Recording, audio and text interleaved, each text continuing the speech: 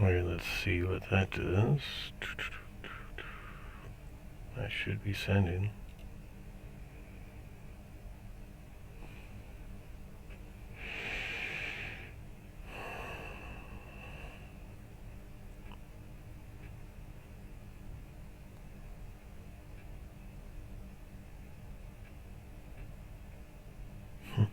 Internet cannot totally see.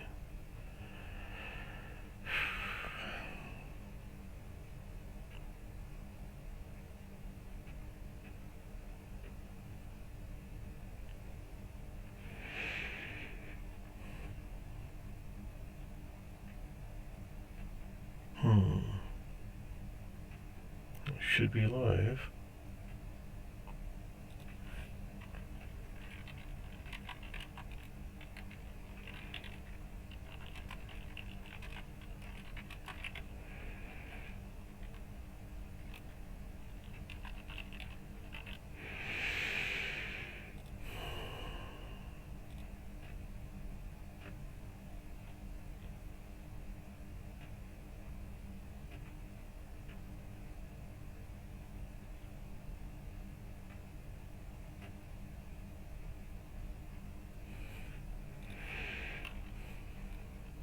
Hey, there we go.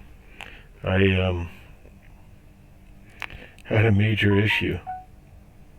Sorry, just getting rid of a notification here. That was a fail.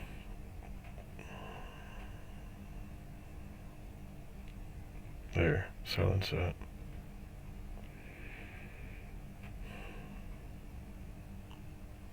Yeah, Happy New Year. How's the audio? I'm getting some feedback here. I gotta isolate that.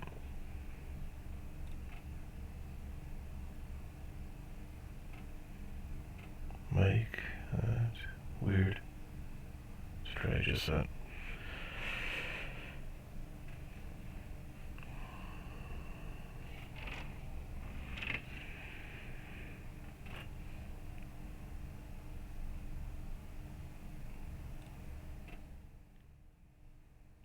I don't know if that will help at all.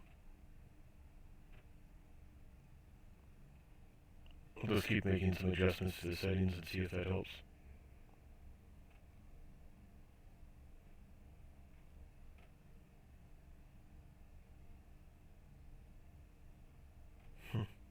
Lovely.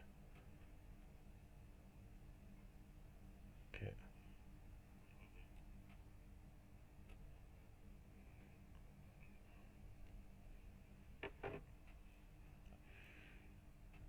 Let's move that. Hey, how's it going, Uncle Al? I figured it'd be a great way to try and get some New Year's celebration in here.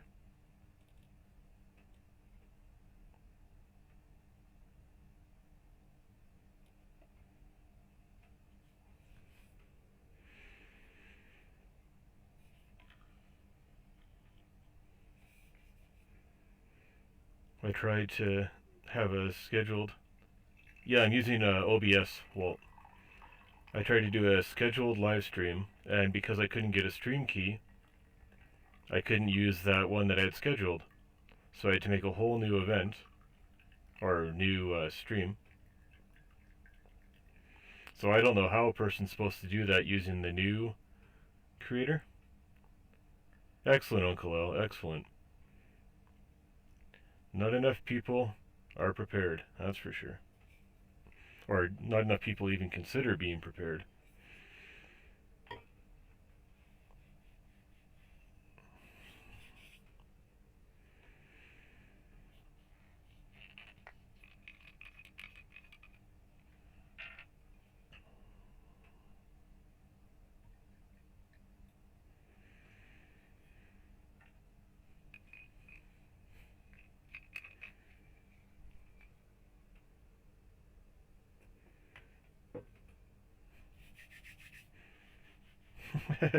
Making a little Black Rifle coffee and vodka for now. Then I got some scotch for when it actually hits New Year's.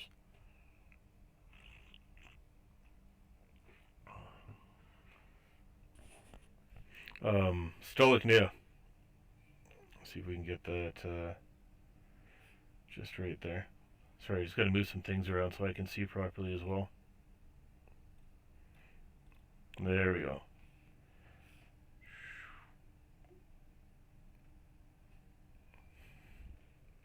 I don't drink much myself. I don't have much good for, or much of a liver left. Too many doctors messing around with things, and they screwed my liver up good. I have some time on that yet.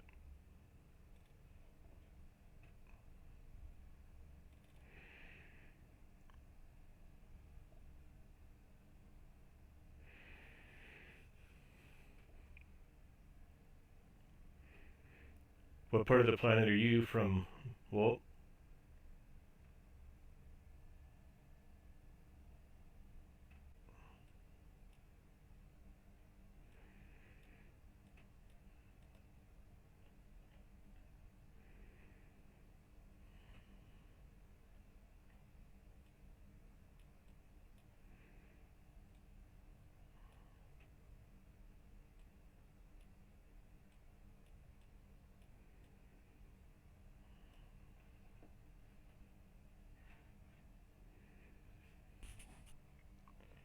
Okay.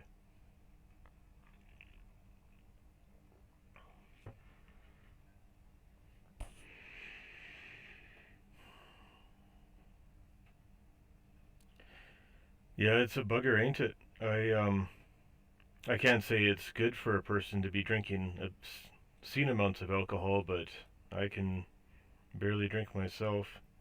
And kidneys, holy cow, that's important. I'm lucky to have healthy kidneys for now. Just trying to find.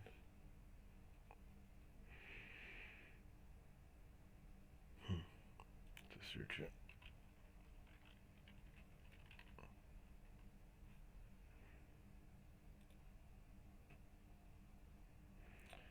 You know, it's cold here, but there's lots of room. We've got lots of room here. We just gotta find some way to activate global warming here.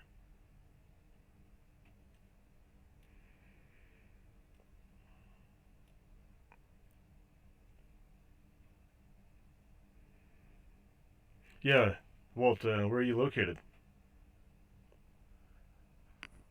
I'm gonna move that a bit. Arkansas. Cool, cool. Buddy Doug and um, yeah, I think Doug's southeast. His channel is Grim Adventures of Bushcraft and Hiking. If you've ever heard of that, definitely Uncle L, definitely. And another guy hiking deep, Stephen Bodie Ford. He's from, I think it's northwest Arkansas. You guys are everywhere, taking over. So this mountain here, this Allstones, this thing's a great thing to hike. I love it. I've gone up a few times, but haven't been out in a long time. It's pretty much a walk up right to the lake, and you got a lake you can camp, fish, just take a break at it or whatever. And the last little bit though, it's a little bit harder to get up that. And you can see it's above the tree line and everything. It's pretty cool up there.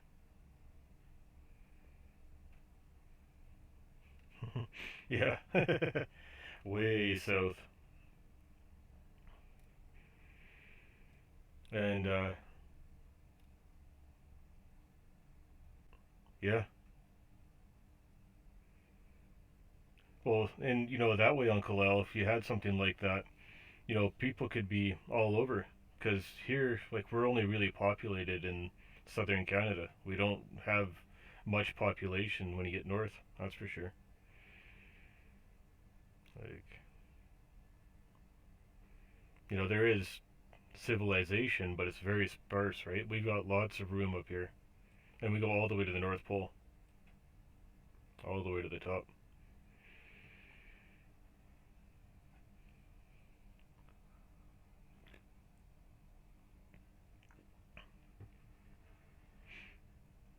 See, I got a plan. If everything were to go south and there was some kind of, I don't know, nuclear war or something that made it impossible to be here, I would just follow the Rocky Mountains and just keep going until I found some warm weather.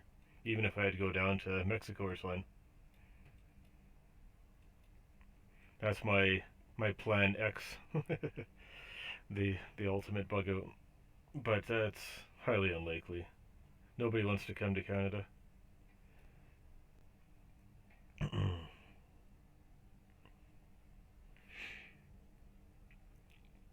So it's just under 10 minutes now till midnight here. I think, Al, you got an hour for you, and yeah, thorium. That's not a bad idea.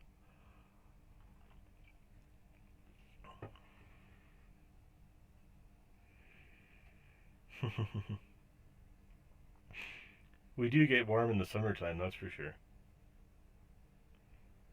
That's for sure. There's actually a spot here just on the other side of the Rockies where it's lower than sea level. Osoyoos. Definitely. A mad genius indeed. But just like Death Valley in the US, Osoyoos is below the sea level. And man, it's hot there. I was there for a week, it's over a decade ago, and it was over 110 every day. Maybe at night you might get down to 85 if you were lucky. It was hot there. That was middle of summer, of course, too.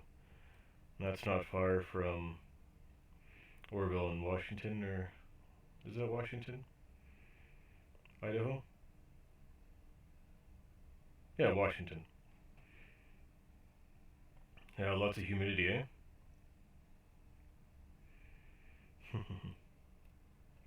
This is the lake I'm thinking of. It should be a really wonky lake name here.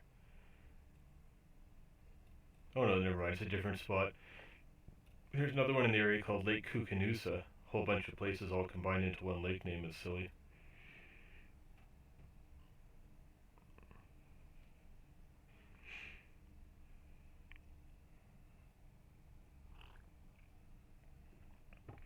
So, Uncle Al, how close would we be to using thorium as the actual source? Would that actually be viable?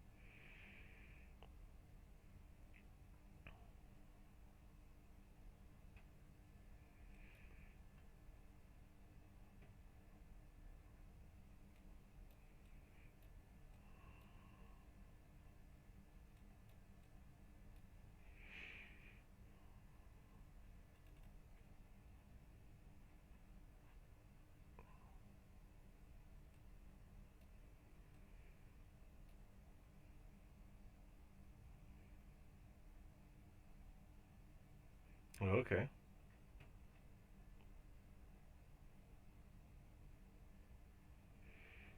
excellent.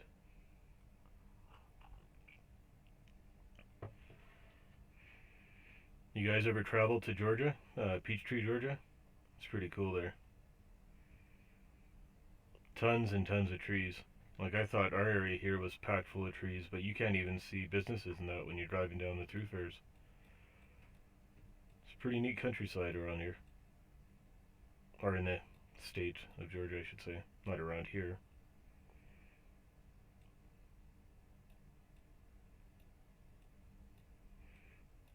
I don't think there was anything else that was really good around there.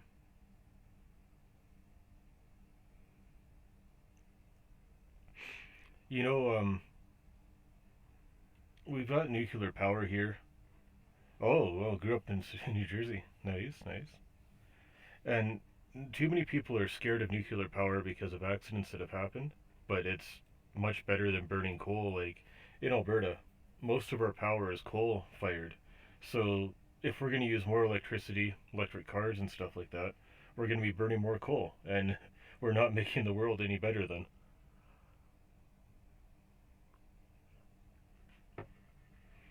We don't even have much for hydro or anything in Alberta. But in fact, let me just clear this search up here.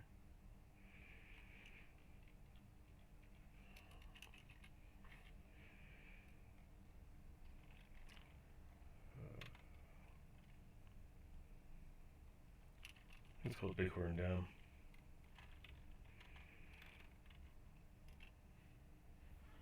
What do you believe?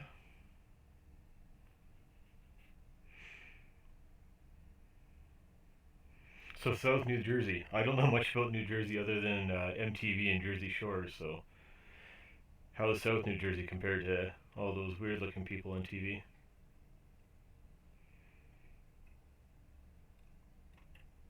There, that's all we have for hydroelectric that I know of, in within 100 miles of where I live. Bighorn Dam, and that's it. Not missing much. Lovely, lovely. The other provinces like British Columbia. That's too funny. British Columbia and Ontario, they have tons of hydroelectric power, but that's it. Like, I don't know of anywhere else in Alberta that has hydroelectric like that. And this whole lake here, where I was looking at the All Stones Mountain earlier, that's just built on a river that's been dammed and flooded. And then people get all bent out of shape about that, right? So you put in nuclear, or you have nuclear, and people get scared because of the movies and meltdowns that have happened.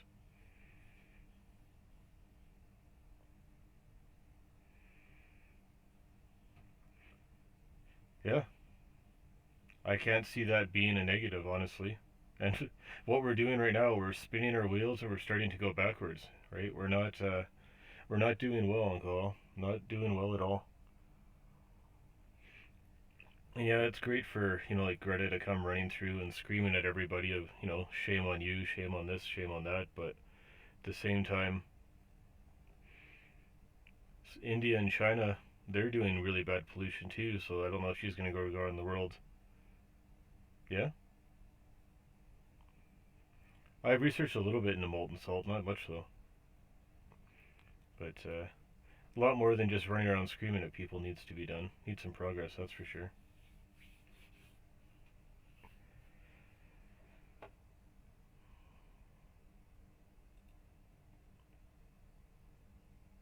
Oh, it's almost 2020.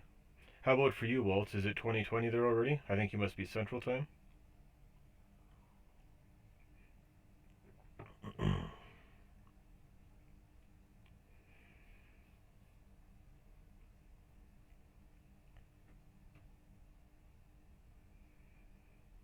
Okay, yeah. Yeah, what is it, GMT minus 8? Is that right? Something like that? GMT minus 7.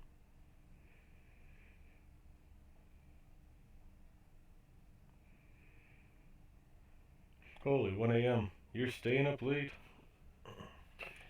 I thought I had a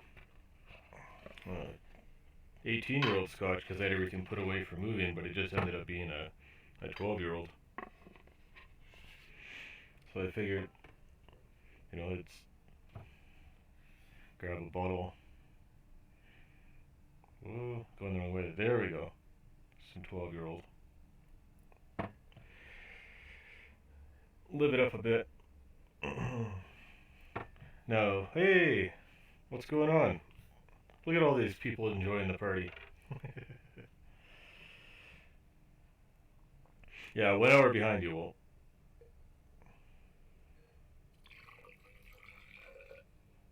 We'll do what, a partial boot?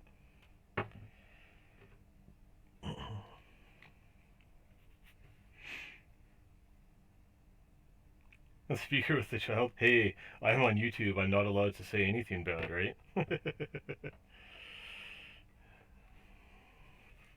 Hello, the child.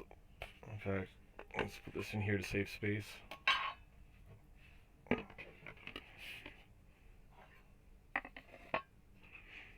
we go. I was even going to try and find a sparkler or something. Hey, Lego Steve, what's going on?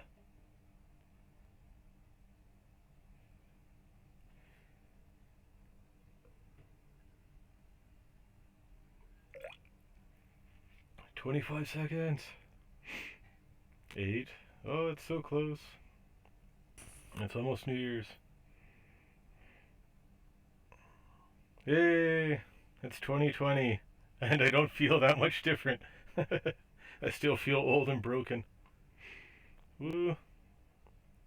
So now just under an hour for Uncle L. Yay! Happy New Year!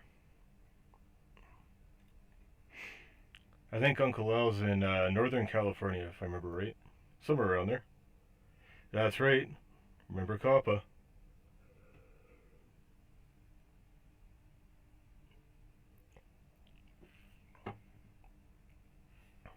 Mm-hmm. Lovely.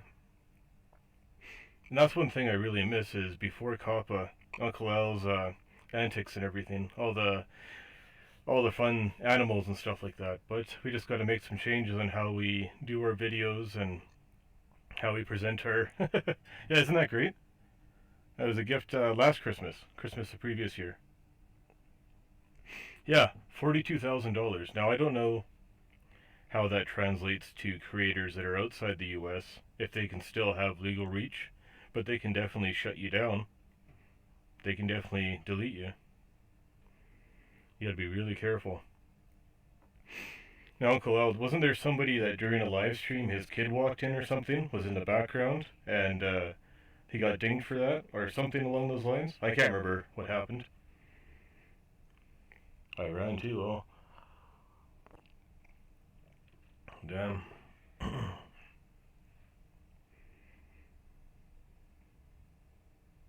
Not good. Yeah, and oh, there we go. Well, and we're constantly tiptoeing around, right? And the latest thing that I saw from Google was, or YouTube, was we have to have these things in place to protect children in case they're watching YouTube unsupervised. So who knows? Yeah. So wind is even big out there now, eh? Because I was just saying that a bit ago, Lego Steve, that they got a ton of hydro everywhere but Alberta. Especially Ontario and BC, but wind even, eh?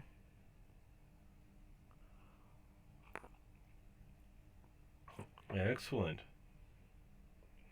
What I just had it on there, just as you were coming in, Lego Steve, was the only hydro dam that I know of in Alberta. Well, that's just it. Yeah, it's up to the parents to watch what's going on. Like if you got a 4-year-old on the computer, right? I don't know. That's just my opinion. But if you got a 4-year-old on the computer or a tablet or whatever, you got to watch what they're up to. This pin here is where I was out recording the other day. I was looking on Google Maps. There's this property that the city's growing around for 100 years, whatever, and finally they're all dead or whatever's gone on with them. All right, and we're now able to finally develop the land or whatever. The city finally has control of it. So I'm going along and I'm looking and checking out how the fence line follows the creek, because this is a major point of contention. Right? So yeah, this is right here. I'm like, what the heck's this big blockage in the creek here? Are they trying to dam it up or whatever? Because it's not uncommon for beavers to dam up the creek, right? And that's barbed wire fence across the creek. That's it right there. But when I saw this on Google Maps before going out there, I thought, man, I gotta go check that out. What the heck are these guys doing?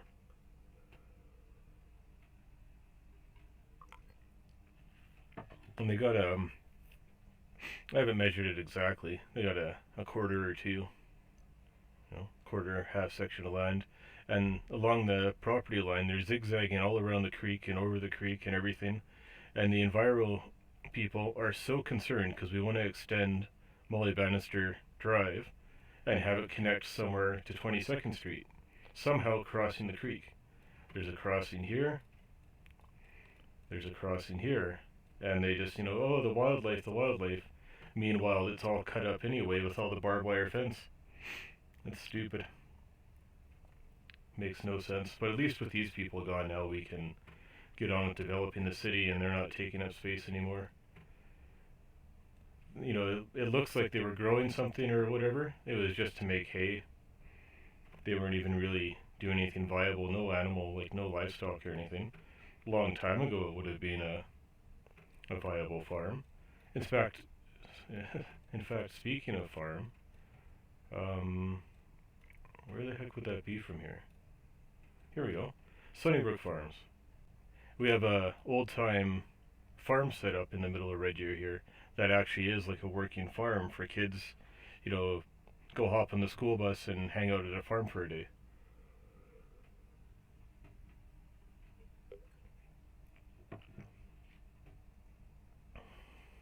These people here, the Bowers, they're just psycho or something. I don't know. Paranoid people with the giant fence around their property. And how they ever got away with just squatting that land and not being kicked off of it. Well, not squatting, but, not being developed over. Because, like, up here where my family settled, right in here, the great grandpa's brother's land and then my great grandpa's land, like, they were annexed. The city gave them some money, and that was it. It got developed. There's a third one up here. So a lot of the videos you guys first see, up until November, a lot of this area along the river here, and then just up through this little cut of trees and hillside here, and then out into Red Deer County, up to, let's see here, how far did I go? Up to about the industrial park here. Well, that's pretty cool. Very similar, yeah. And it's crazy how like wide open and everything is here. We're not super flat, but you get a little bit out east of here, and it's just wide open. Like you hit Saskatchewan, you can watch your dog run away for 6 days, right? And you get Saskatchewan, just the big rectangle province. But yet you go west of here, and you eventually get to where there's not even private land anymore. You got all this. You can see that's all still private land cut up. And then eventually it's all just crown land. All these little areas here with all the little lines and the pads, that's all oil field development and pipeline and, could be an old drill site or something. Lots of logging and stuff too. But this is all just crown land, wide open for anybody to use. You can't live on it, but you can go and hunt and camp and whatever. And then right to the provincial boundary, or along the Rocky Mountains there. Yeah, and we've got actually a huge wind farm down, or maybe even multiple ones, but down Lethbridge, West Lego Steve, in the Pincher Creek area into, I call it Cole Road, whatever they call it, Crow's Nest Pass. Here we go, Crow's Nest Pass. But this right on the edge of the foothills into past Brockett, Fort Macleod. This whole area here is very windy year round. It's perfect for wind generation. And I'm not thinking that if we don't switch our consumption of fossil fuel today, everything's going to stop working, but we got to do something different. And I was just saying earlier, like, we've got so much coal-fired power. No matter how much we try and be green and use electric everything, we're just going to start burning more coal. So we've got to have a change. We've got to do something different.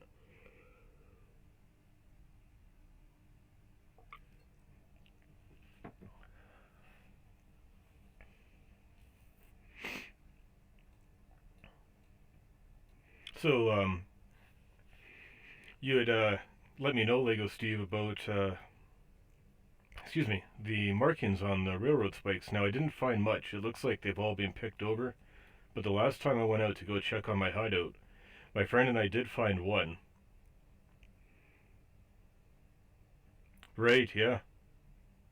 Definitely is. It's actually pretty crazy, all those old buildings and everything, how blackened they are. And of course, some of them are scorched from bombing during World War II and stuff. But I've been through Berlin and London, and it's crazy how black everything is. But yeah, I was just out looking and checking on my hideout and that, and somewhere just along where the old tracks used to be here, I was able to find one railroad spike, so I threw that up in a video. I think it was back in October. But yeah, it's so picked over. There's all your regular railroad spikes, but not much with markings through there anymore. Once you get north of 77th Street, the line's still alive because you've got a yard that maintains rail cars, and what's that called there? One of those feedlot places. They take care of livestock feed, and then that's all live line going out. So that's usually how I'd walk out of the city, just following the live line. And that's all CN rail out that way.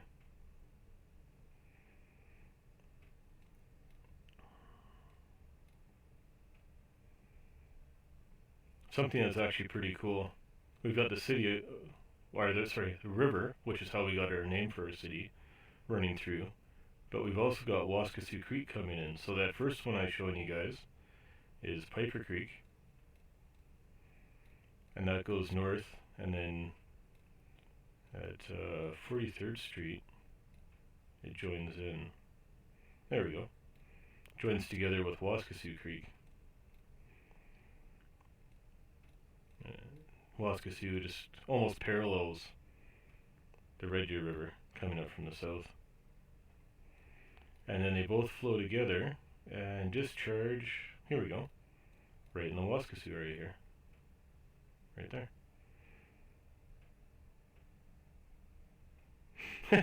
Yeah, there's some interesting ones, that's for sure. I've actually got, let's see here. Some of this was a little more recent I was laying out, but a couple of my uncle's places. Let's see here. I've got some some silly ones that I've been putting up on there.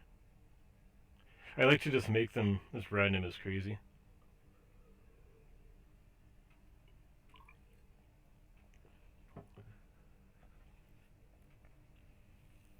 Holy cow.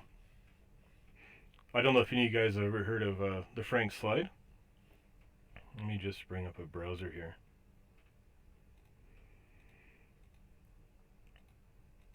Okay, it's not wanting to be friendly with me. Half-mile underground. Wow.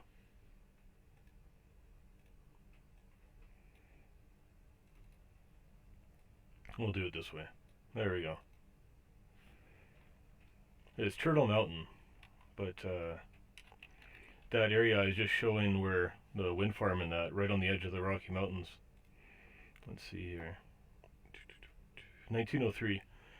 But it completely changed the area. You go through today, and they've dug out where the roads and the rail line is and that, and there's nothing else though. It's just a whole bunch of mountain. But the mountain's no longer attached, right? And just, it looks almost like someone just took a bunch of rock and pulverized it into boulders and just scattered it around. But that was Turtle Mountain.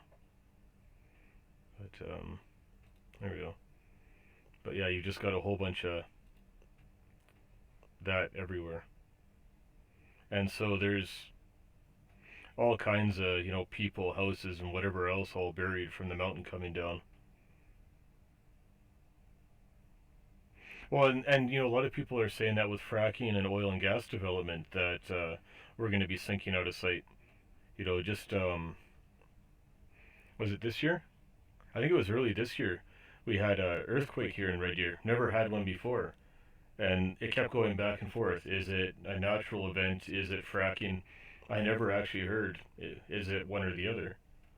But apparently that's what caused the shift and the tremor. And it was like a 4? Somewhere around 4 on the Richter scale?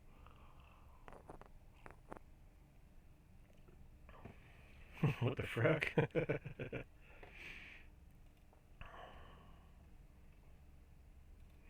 I don't know. Like, I know when they are fracking, they are pumping something back in, right? But during conventional development of oil and gas, there's nothing, right? They're just taking. And so if there's nothing left to hold that strata together that once was sand, shale, and oil, and obviously high pressure gas, it's going to do something. It's going to change.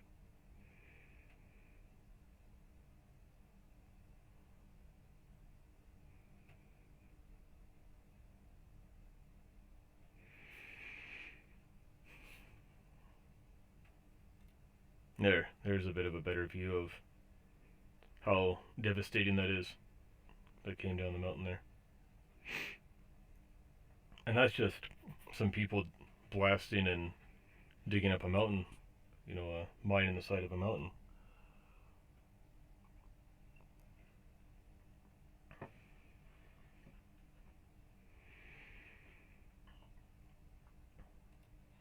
And that's crazy stuff.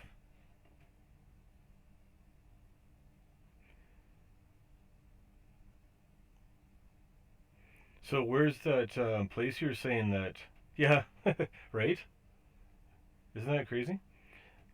Steve, that one place you were saying that's from that mine that was a half mile underground? Where's that one at? Or where's the city or whatever?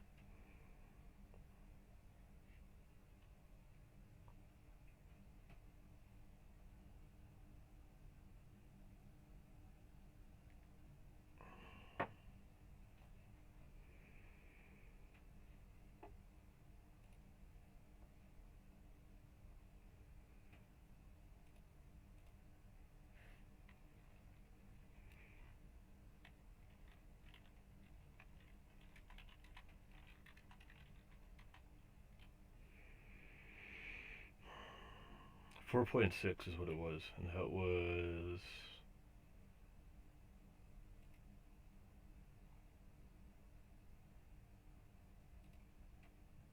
on Derby. Okay. I'll have to check that out. Edmonton Journal doesn't want to open that, I guess.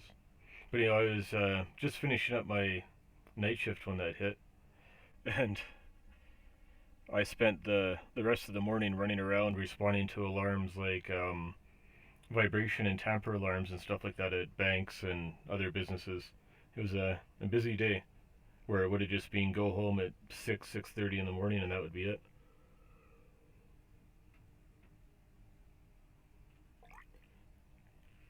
But that's the only time we've ever had any kind of earthquake or anything that ever felt like an earthquake here. So was it fracking? Who knows? But I imagine something. Holy, over 9 feet. That's crazy. I imagine oil and gas development could have something to do with it. It's all around here.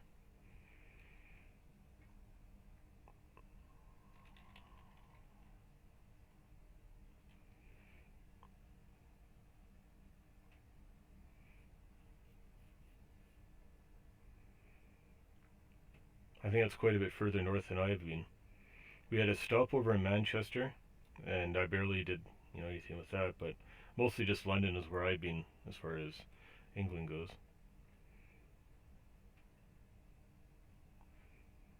And could you imagine that you wake up the next day and the place just sinking away? Well,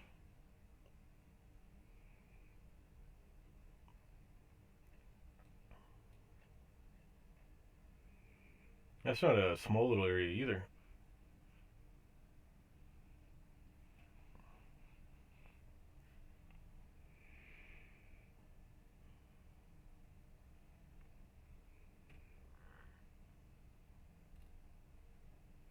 Just went into back here.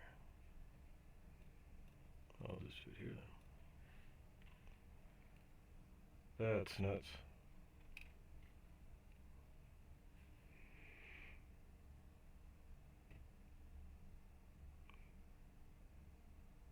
Look at all these random search results. Who types these things in, eh? I was looking at this one thing earlier. I was trying to figure out what the heck is a hypermarket. A friend was asking if we had a Kara 4 here. Sorry, had a Happy New Year message.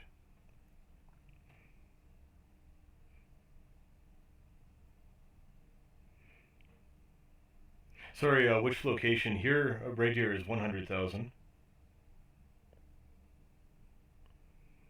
Yeah, I imagine the mine would lose a fair bit of money over that one. That would be quite devastating.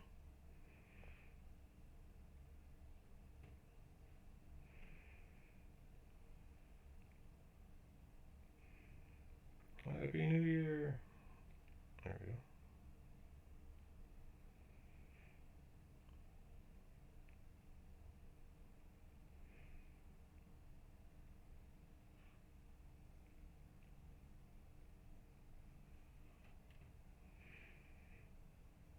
We've actually been like a very small yo-yo lately. Um, let's just do it this way.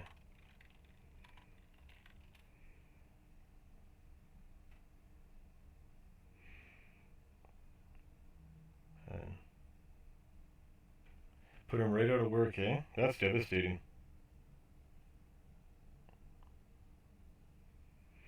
That is absolutely devastating.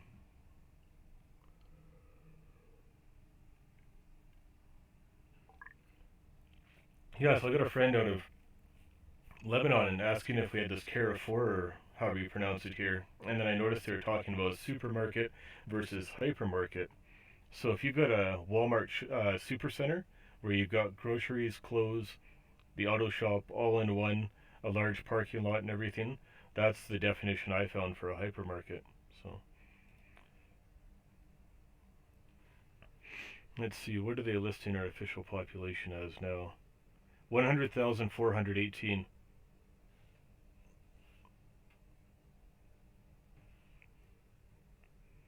It's even went below 100,000 a few years ago.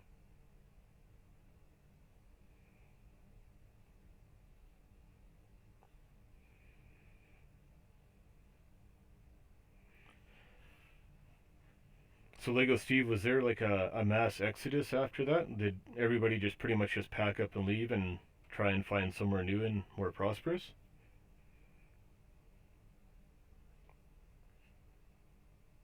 'Cause that's gotta mess up the whole thing. Oh, okay, yeah, that's right. Right close to the original Walmart. It's like if you ever heard of the oh wow, just a ghost town now. And it's funny, there's actually a lot of places, well, not funny, but southern BC, southern Ontario, or southern Alberta into BC there. There we go. Trying to remember that one place that I was driving through. Grand Forks, I do believe. Bentonville. Okay. But so you got like this fair size, not a city by any means, it's probably just a town. But between Grand Forks and you can see it all just follows the natural contour, but there's the Canada US border. But you go along the Crow's Nest Highway, you got Creston. There's really not much, but all along there, it's like just full of ghost towns, burnt up places and boarded up places, all from where there used to be a coal mine, and then they just move on. Everyone just carries on, and that's not even from a major disaster or anything. A little bit up here, like you get by Sparwood, is still active at least. They got some coal mine and whatever there. But yeah, come through Alberta into Fernie, and then it's just riddled as you go north and south here along the contours. You get to maybe Grand Forks. Yeah, so use area here. You get a little more ritzy living here, but yeah, that'd probably be the end of it around us Soyuz. But used to be all kinds of little coal towns, and they're all just shuttered up, gone with the wind. It's actually a pretty scenic drive though, because unlike a lot of modern highways that are all very straight and cut through stone and whatever, like the Trans Canada and the Coquihalla and so on, like some of these other ones are a lot more direct. Where here, you're following all the natural valleys and everything, old wagon trails and all that. Well, that's pretty cool. So, does he have any kind of like gas mask or any kind of breathing equipment, like an SCBA or anything like that, or even maybe monitoring equipment? Yeah, go go go.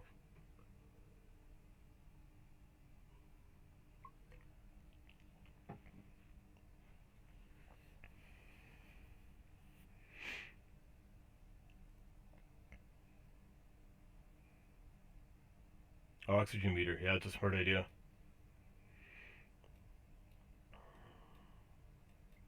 Where was that area you were living out this way, Steve? It was somewhere around Edmonton, Stony Plain, somewhere in this area.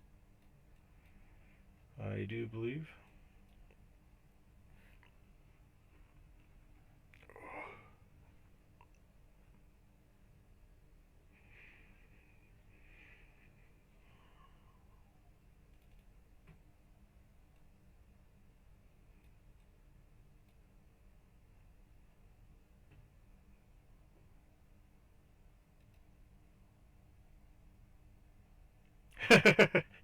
Right? It's like I was telling someone earlier about my dog, how I used to have a dog until, like a country song, she went away with the ex wife. It's a sad story.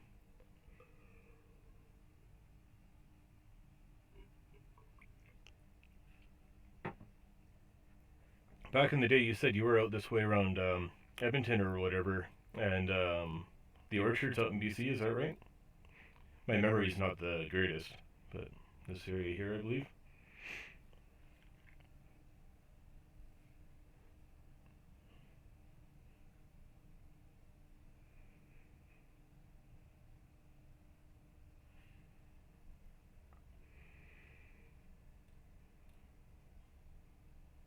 Right, okay.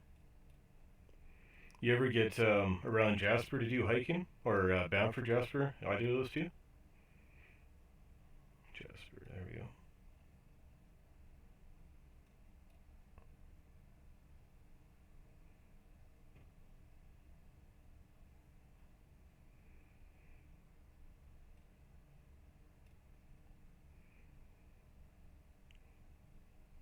Right.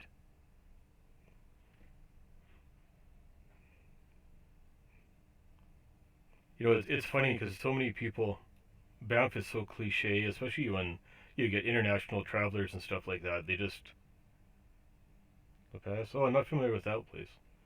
They just swarm Banff in the Banff Canmore area, and it's just jam packed. Now the nice thing is, being it's in a national park, Banff is capped as far as population goes. But man, like it's just so crowded. Hey, he's back. It's so crowded in Banff in the summertime. You know, there's just no room. You try and get out in the trails, and there's so much good stuff to see. There's a boat tour on Lake Minnewaca, all kinds of things like trails in every direction. It's just they're jam packed. There's just no breathing room. It's hard to enjoy nature. You get out like past Allstones, Highway 11 west of Red Deer. Saskatchewan River Crossing's great.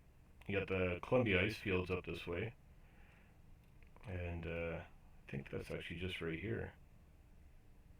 But anyhow, the Columbia ice fields, if you guys are familiar with Columbia River that runs through between Oregon and Washington, that's where it originates, is up in the Columbia ice fields.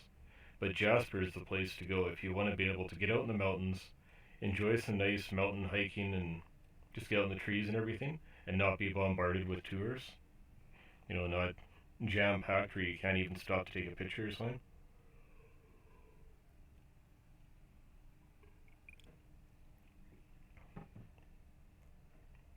Lake Louise actually isn't too bad. In fact, first of all, get rid of that. Man, I wish that we had train travel still. It's all just become industrial now. Oh, it's so beautiful. We just, or is it Via? Shoot, I'm trying to remember the if it's Via or whoever, but there's nothing locally here for train travel. It's all industrial, just all freight. So when you get past Lake Louise here up to the actual lake, it looks a little different, but this is all glacier here. So in the summertime, you're in your shorts and your t-shirt, you go hiking around, and usually it's easier to go around the north side, and you can go walking. Sometimes you end up in knee-deep snow.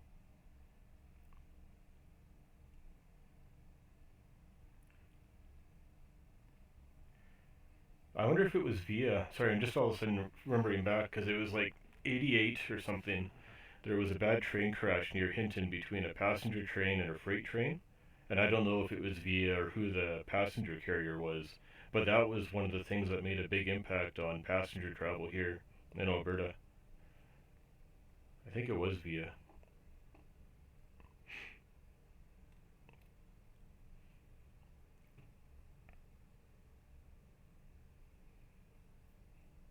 And a lot of that color is also minerals, right? The minerals from the rocks and so on.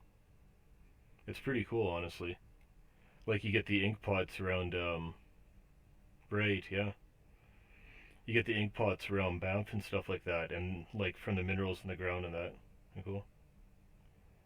Oh, and sell the silica. Oh wow. You know, there's a huge concrete operation. What the heck's that? Exshaw area. You go out Banff, Canmore area. Exshaw. Here we go. And they're dissecting a mountain to make concrete. So you go cruising out to go, you know, whether it is Canmore or Banff, whatever, and you can actually see every time you go out, it just changes and changes. It's pretty neat. And as far as I know, it's all just granite there, just to get the aggregate for the concrete. I don't know, it could be something else worthwhile there I'm not aware of.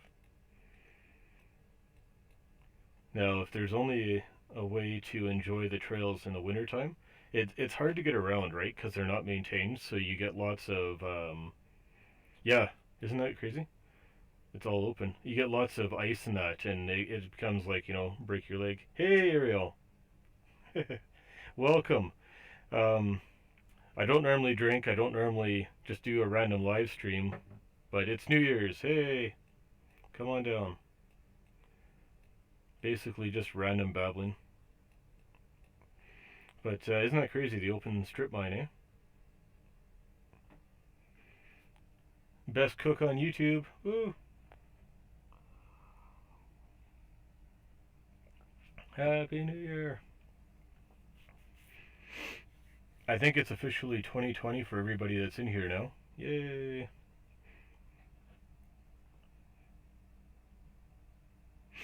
Something that's nice up in, you're welcome, you're welcome.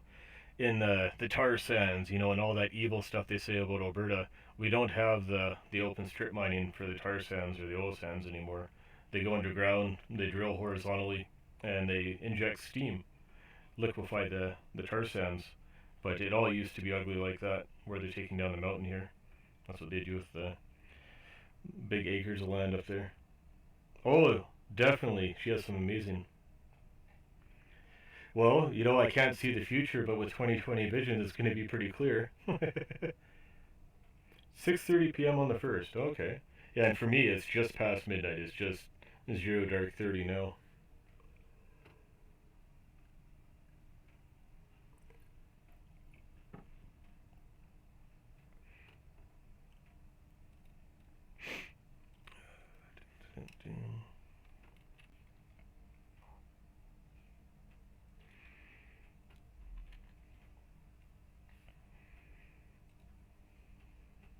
So Walt, you were saying there's this guy that he goes exploring old mines.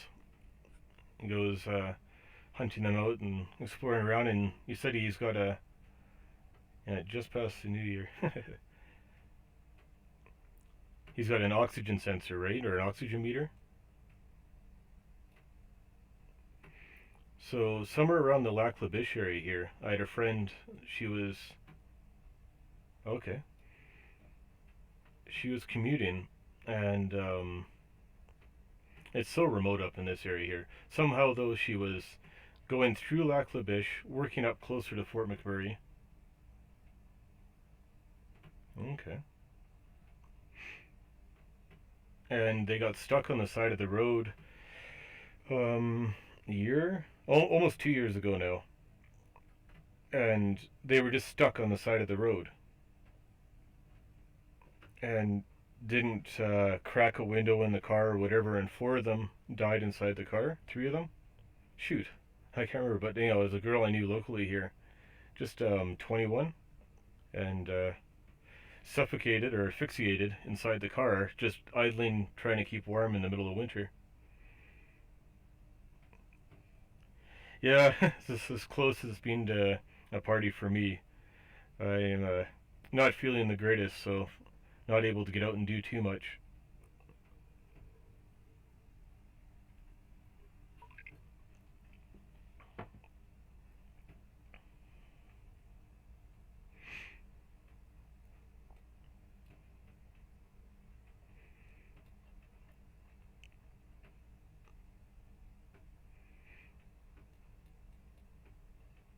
There was actually a little just south of Sylvan here. Somewhere out this way, south of Sylvan. What's that? Yeah, right? Somewhere down this way. Sorry, just that the guy exploring those coal mines reminded me of something. Beer and memories, yeah. I'll find it yet. 781.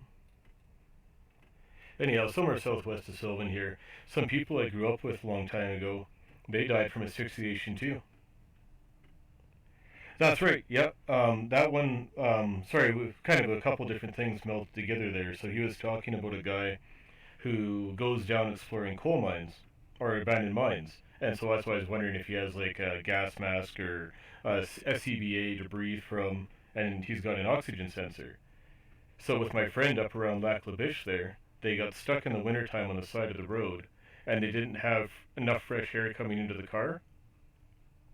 And so they were depleting oxygen as it is by breathing inside the car, windows rolled up, and then their vehicle is idling, and so you get the residual CO and CO2 from the exhaust, the products of combustion, and they slowly asphyxiated.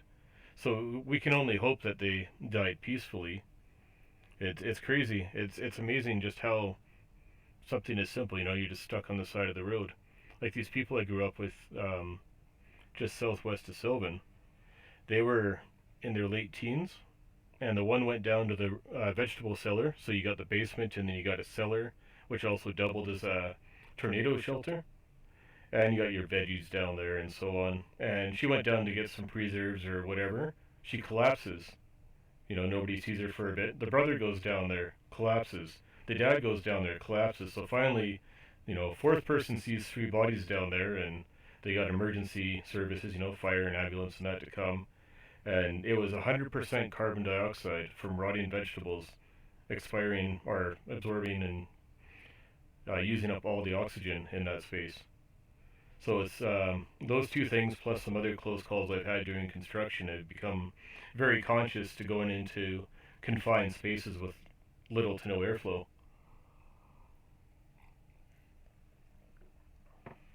It's it's a silent killer, and you don't even really notice it. Right in, yeah, and just rotting veggies. That's all it was.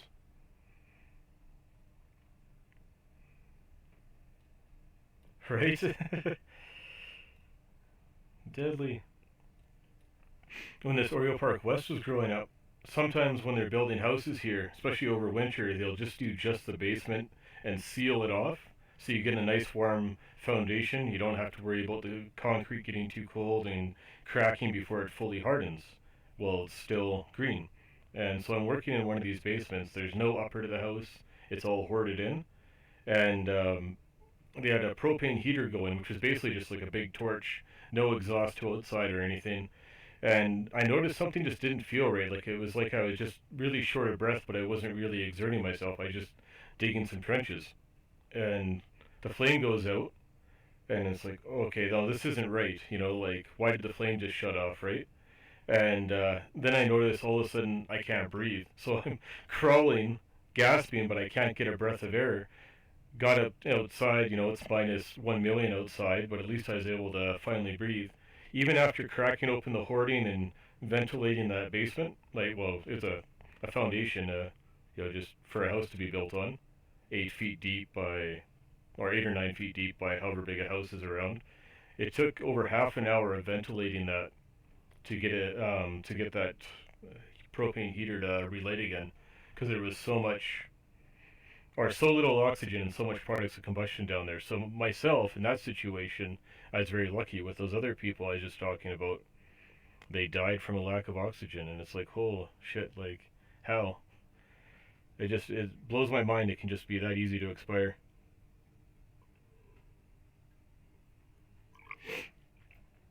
Excuse me.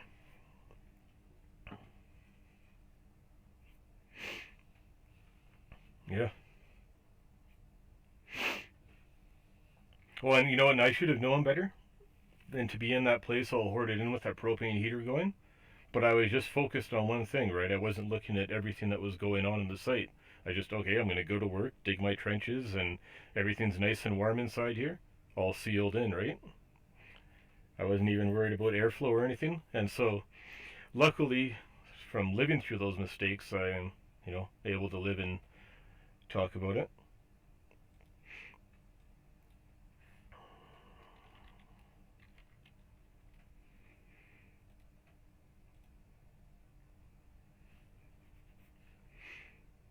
Mm. Ariella, you're from Australia, is that right?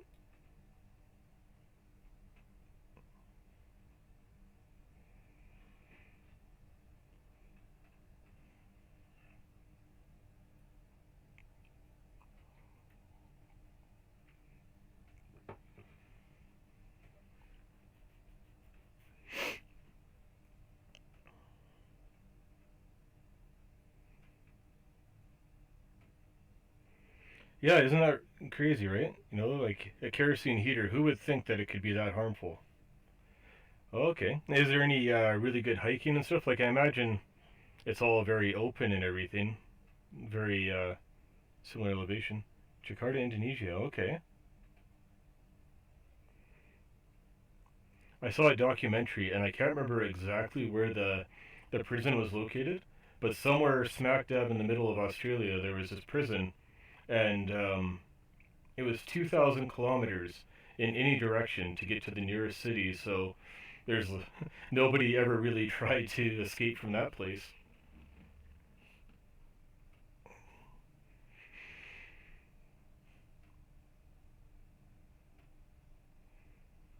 Yeah, right. So she's trying to keep warm. She's got no power, and it's you're just thinking, okay, I've got to try and stay warm, and luckily it didn't get her right. But yeah, that could be too close of a call. That's for sure. Way too close of a call.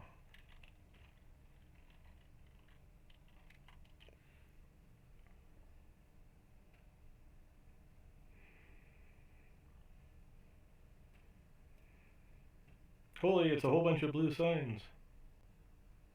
That's actually pretty cool. It's got a little bay.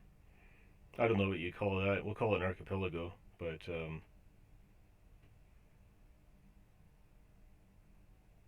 yeah, and just using up the oxygen and replacing it with products of combustion doesn't take much.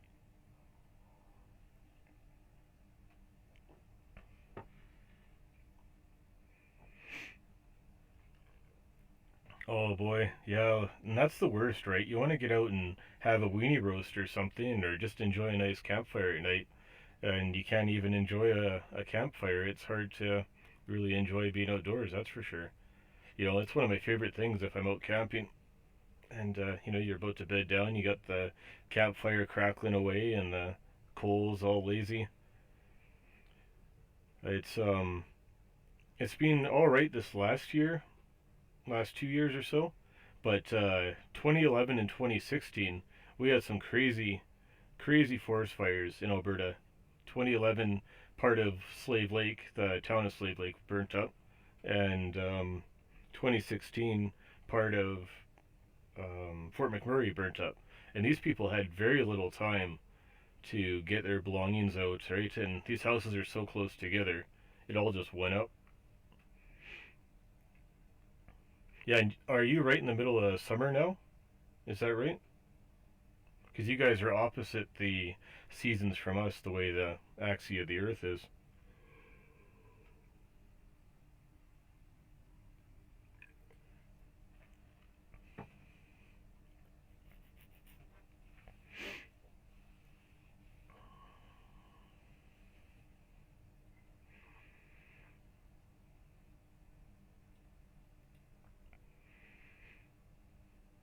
See, and like right now, this time of year, if it hits -5 Celsius, like 20, Fahrenheit will say, "Oh, this is warm," at this time of year.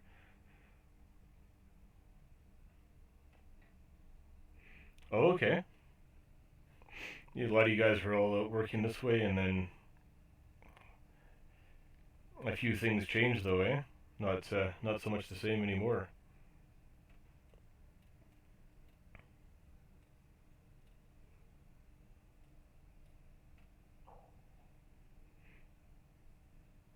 Anybody ever been to New Zealand? Apparently, it's pretty cool.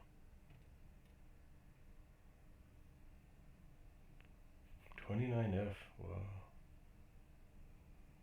You guys are actually getting cold weather for once, eh? Wow. 40 Celsius. See, and that's like what, 110? It's like when I was talking about Soyuz BC being over 40 every day. It's crazy.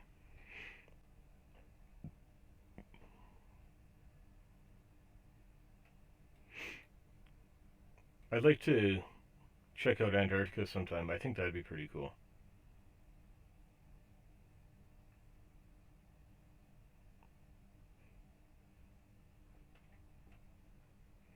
There was a guy, I think it was either this year or previous year, he did some kind of either across Antarctica or around Antarctica with a dog sled. Shoot, now I'm trying to remember. But I think it'd be so cool to go there. I've been to Europe a couple times, like I was saying, going to England and so on. But once was a class trip through Germany and into France for a day, and then the next time was later on where that's where I got to check out Paris and so on in England. Well, sorry, London. It's great to be able to get around and see the world. Like, don't have the income, and it's hard for me even just to be cramped in a tin can flying around too. So it was cool at the time that I got to go and experience those things, but at the same time, I've just got to be happy, right? Like, I've got to be happy with what I've got now, right? You can't go, oh well, I want to win the lottery and this and that because, well, yeah, it'd be great, but you got to be happy with what you have. That's for sure. So this is my my home base now.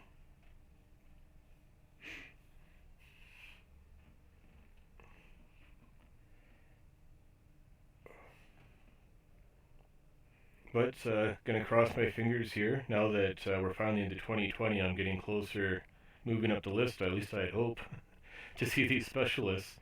I got one specialist that's working with me now, some surgeons, and my regular doctor, and they're hoping that they can basically rewire some of my nerves, whether they're gonna cut them right out or whatever they're gonna do, and then I'll be able to finally get out and about more and not have so many problems with being paralyzed and so on.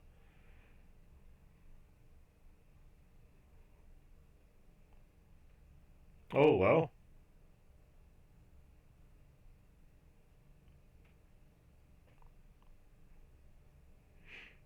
So even though he had made a good chunk, he had to actually stay there, or he had to keep it there in country.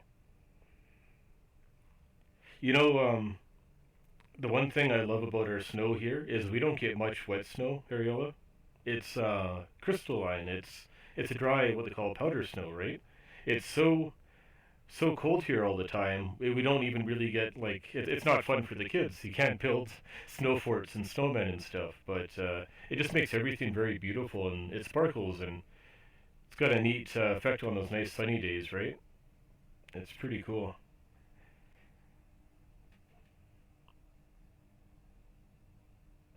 Yeah, I imagine it'd only be like a once a year thing for your region, Walt, to get snow being that far south.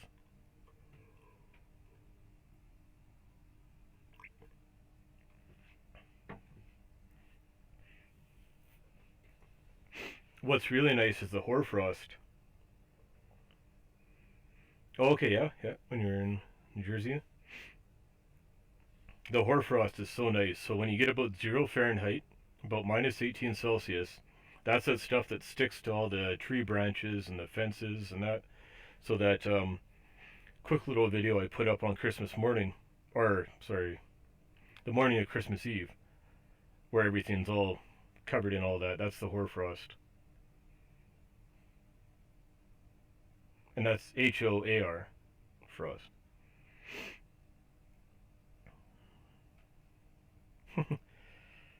1.3 inches of snow. Was it Armageddon? All that snow at one time? What are we gonna do?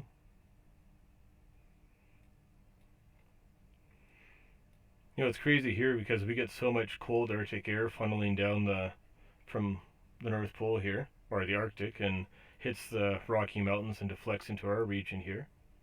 But on the other side of the Rockies, down through this corridor, they get such a range of weather all year round.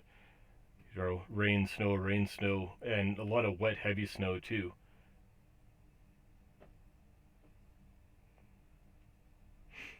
Yeah, and like when I watched like that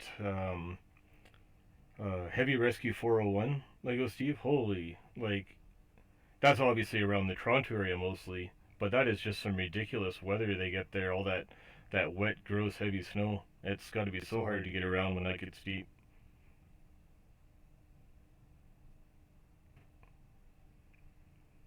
That's right. Yeah, like when you're on the airplane and you're flying along and you get that buildup. It's very similar to that.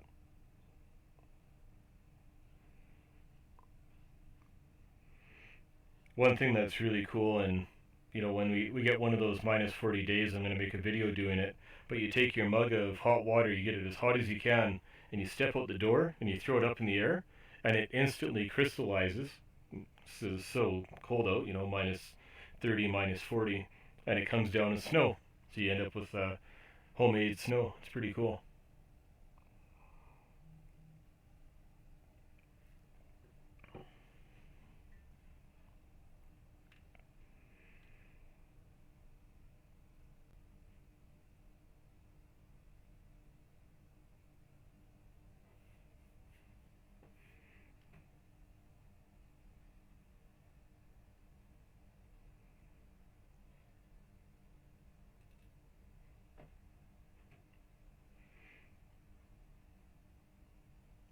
Sorry, just reading back in the comments there.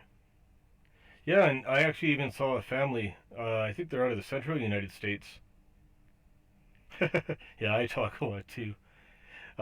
Good times outdoors, and they're actually a pretty neat family. They do everything from exploring caves to just traveling around and seeing the sights. And they did a review video, kind of like I did, where they were making some snow in a cup. I don't know what the weather was for that.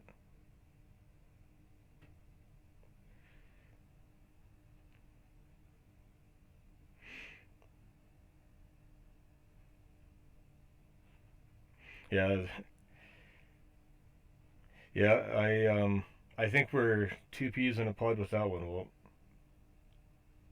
Well, cold water won't crystallize as much. You'll still get a similar effect, just not as much as the hot water. The hot water sublimates.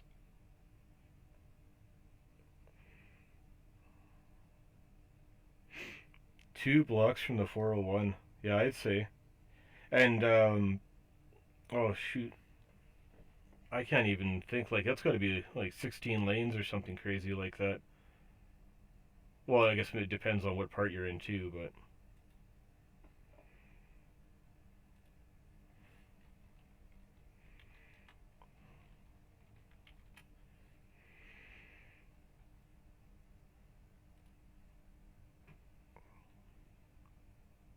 you know, like I look at some of these sections and it's like, sorry, just gonna try and find one with a good resolution. It's like, holy cow, that's a lot of road and a lot of lanes. 6 lanes wide both directions. Man, and um, like this kind of stuff. Well, that's not a very good resolution picture, but you know, it's like at least that's not as compact or dense there, but it's crazy road systems. Yeah, yeah, it's like when I was driving around LA and that it's Yeah, Kansas City, eh? Now, isn't it that the 401 is the busiest highway in North America? Like the most number vehicles every day on it?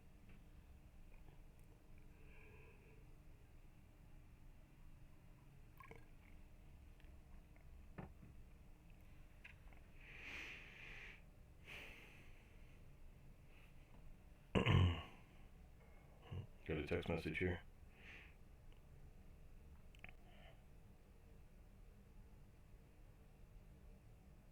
Happy New Year.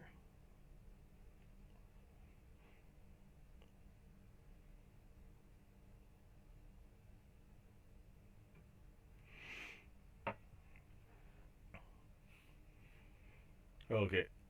No, I don't want to wreck something here. Which pic on the screen?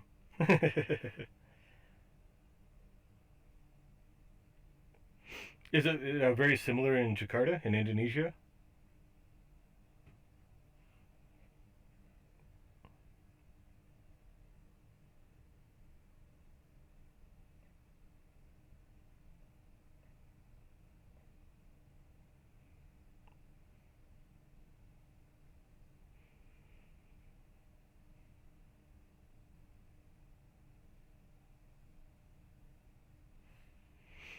Oh, okay.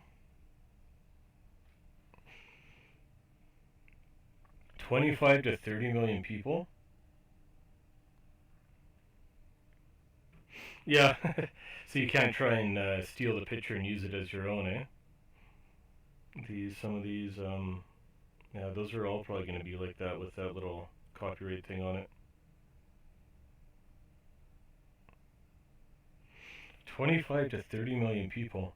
There's only like maybe 33 million people in Canada? Wow.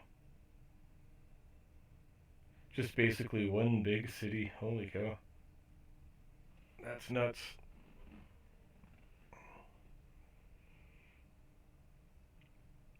It's like Mexico City's like that, I think. Shoot, I'm gonna find a better resolution of that. There we go. Cause see, like when I look at something like this, it's like, how do they even, like, where are all these cars going? Right? Yeah, like we're the second largest country, and you've got a city that's the size of Canada basically as far as population goes. That's crazy. I think our biggest city here in Alberta is 1.2. Like Calgary without anything around it is about 1.2 or so. But yeah, not 30 million.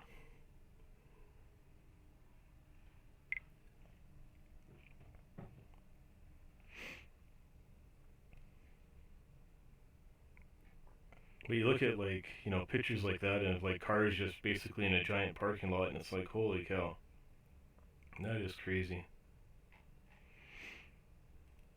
Now it's got my brain ticking now with Jakarta. That's what that looks like.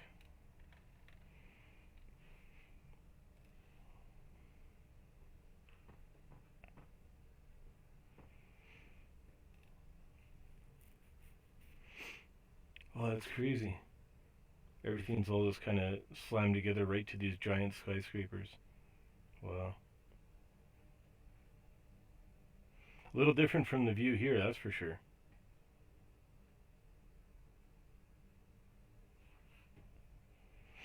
It's like a few people in one place, right?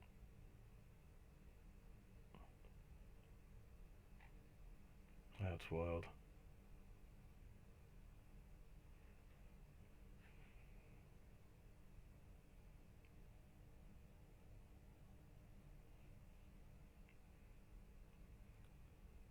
This is probably gonna be a better resolution. This reminds me of when I was in Paris, where they've got the Arc de Triomphe, and there's a traffic circle around it, so you don't actually walk directly to the Arc de Triomphe to go check it out. You go underground, under the one part of the traffic circle, or maybe it's two sides. Yeah, maybe do a little cabin build or something. Get away from all the population. Okay, so you can go from right from being jam packed in the population to having a little island or something. That's pretty cool. But yeah, that's totally like Paris with having a center with a traffic circle all the way around it. Let's look up Indonesia.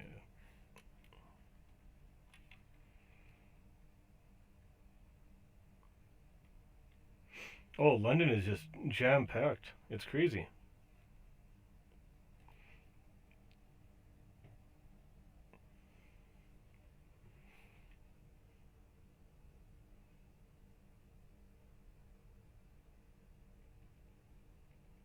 Text message.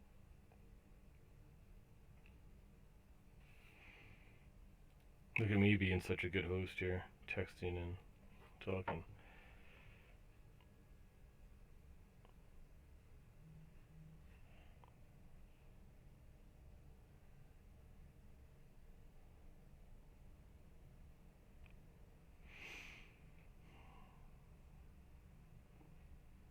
It's not being friendly.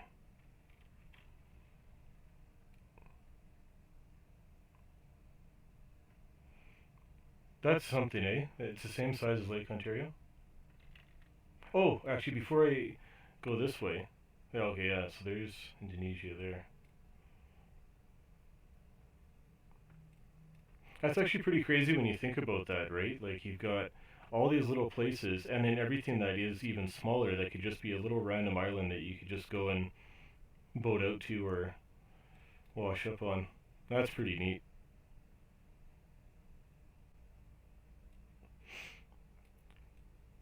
Well, and it's like you say, like the unspoiled places, right? Like when let's see here, just before you came on, Ariola, I was talking about the versus Jasper. Everybody loves Banff. It's always Banff, Banff, Banff. Let's go to Banff, right?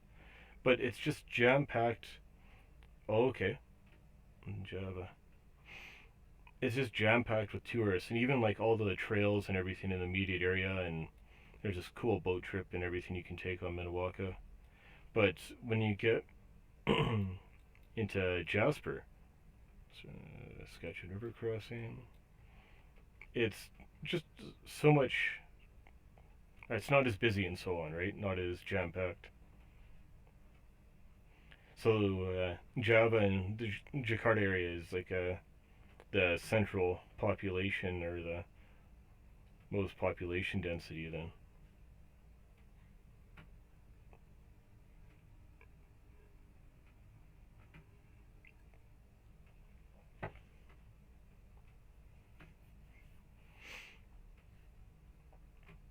But you get around Jasper here, it's just beautiful, and like you just go wandering and wandering, and basically even if you wanted to blaze your own trail, and it's just it's serene, right? You're not jam packed and surrounded by people.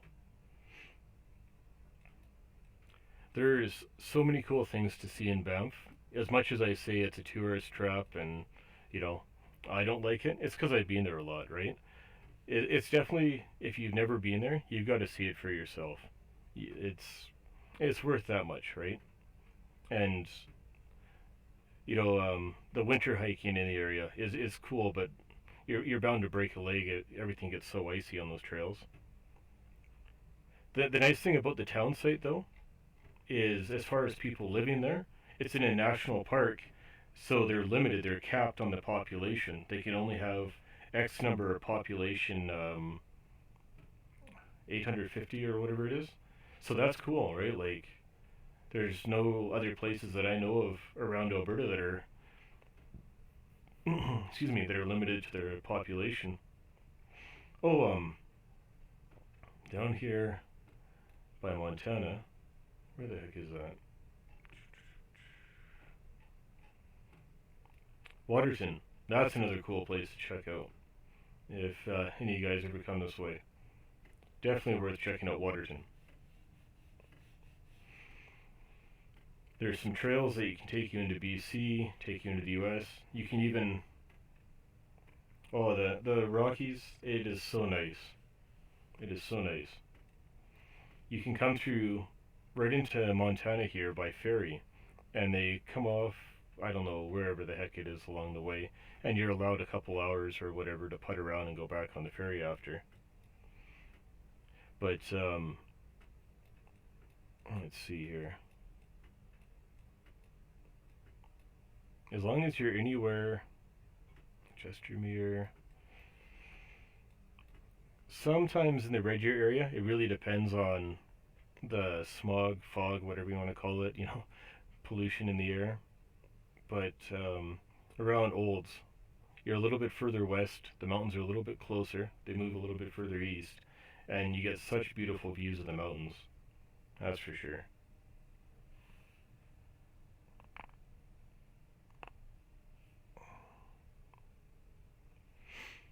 But the Rocky Mountains are just magnificent. Like, even if you're just driving out of Red Deer on 11, whether you're going to Allstones like I was looking at earlier, or you head out to the Saskatchewan River crossing or the ice fields, it's amazing. You're driving down in this little car in a river valley, and you're looking up, and as high as you can see these massive mountains beside you. It's so cool. It's nothing like it, right? Especially like when you look at how flat and open everything is this way. You get past the crown land, past the foothills, and it's just like these massive, massive mountains. You can't even compare them to anything else in the area. It's just beautiful.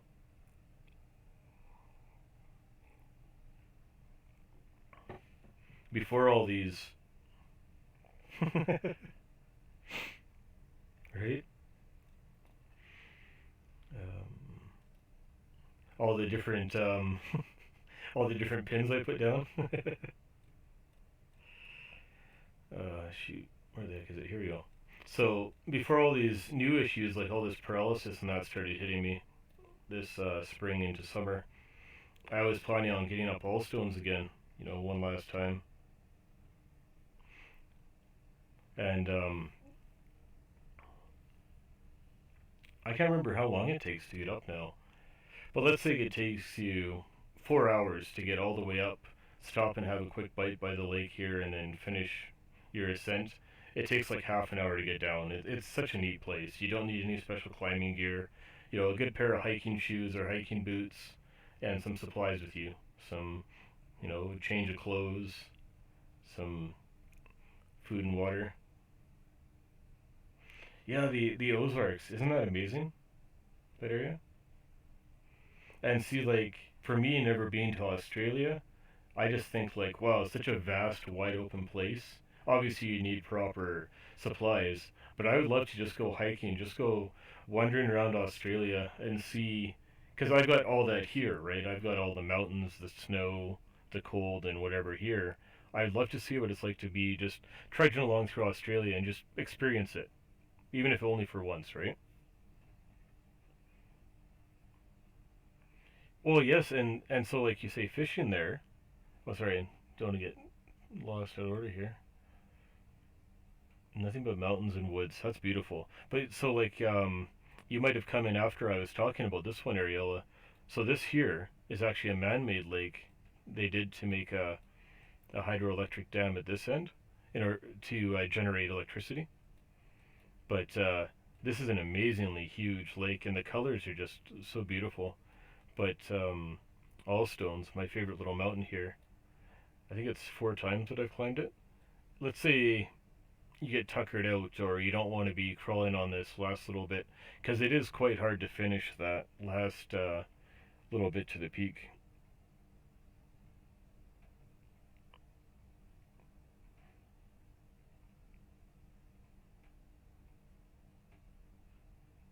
Or you just, friend's got a not so friendly person at work.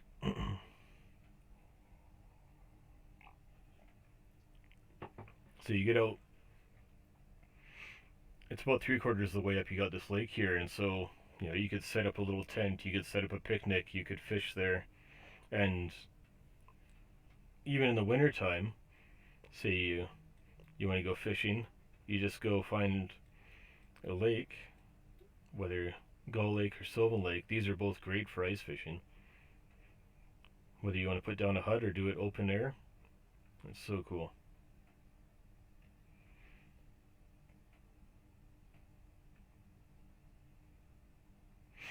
You know, and like where I like to go, or not like to, I've only gone a couple times, but it's funny you mentioned that, how it's been just overfished there.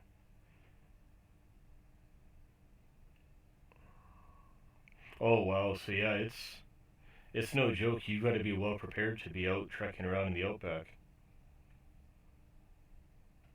And I imagine it's very remote, not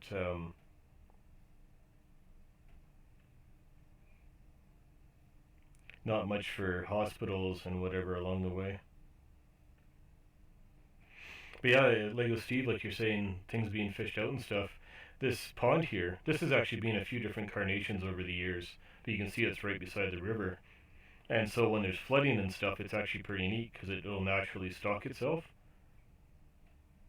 But they used to actually stock it with rainbow trout because there was just nothing viable at the time. And then you guys might see it in my magnet fishing videos, but they've got these fountains that put around and circulate air into the water. They've been trying for years for it to naturally populate with fish. And other than the last time we had a big flood here, which I would say was 2013, that they had to open the floodgates that much, because there's a dam way upstream.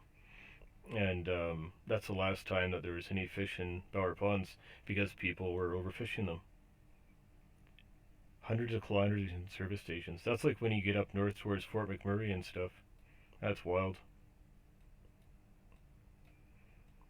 So you follow back the Red Deer River here, and you got Glennifer Lake.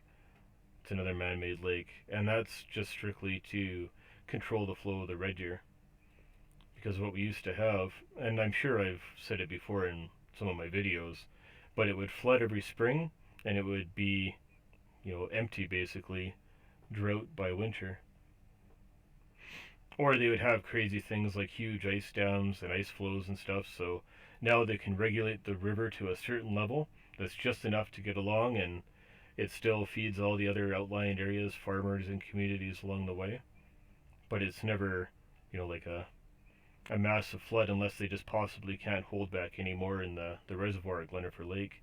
Then that's where they can actually calculate, and they can let us know days ahead of time. They'll say, okay, Wednesday lunchtime, there's going to be the crest of the floodwaters hitting. It's going to be so many meters higher than usual, and they can close off all the roads and cordon off all the areas that would be affected by it.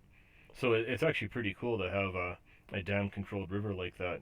So even right now, the whole river's frozen over, and it'll be froze over for months to come yet, but we've still got water flowing underneath at a constant rate because of the reservoir until, I don't know, let's say what, March, and you get the meltwater in the mountains coming down and replenishing the reservoir.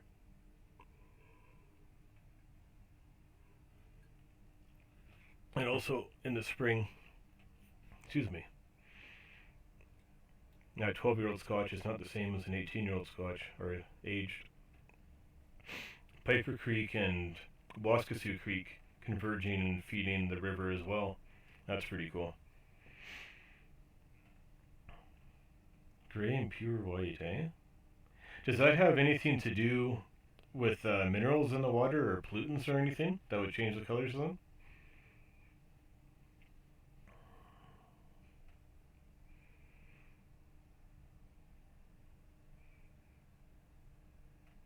Ariella, like you mentioned, that distance between service stations when you get out west of Red Deer towards the Sketch River crossing and Abraham Lake, Allstones there, and you get up north here along 63, like where I was talking about where my friend died. It's just so remote along these roads, right? Whether you're taking 88, is it 881? Yeah, or taking 63. There's very little along the way. Oh, and a charcoal fire, isn't that nice? Excuse me.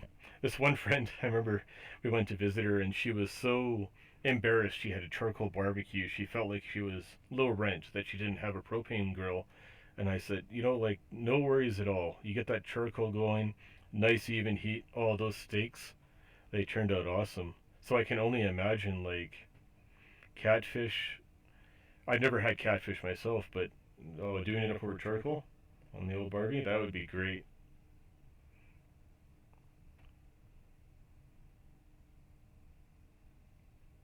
And you guys, I can't remember what part of the deer was that you guys were eating there. Well, oh yes, yeah. When you get those hot coals going, that's for sure. Ariella, I believe you subscribe to Hatchet Survival as well. Is that right?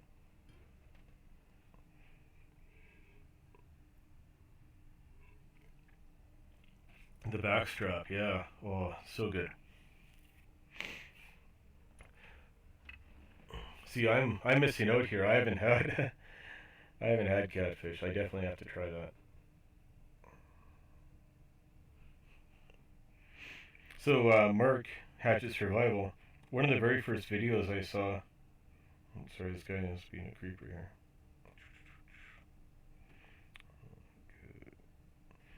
A friend of mine, she does security as well, and she's got a fan, I guess.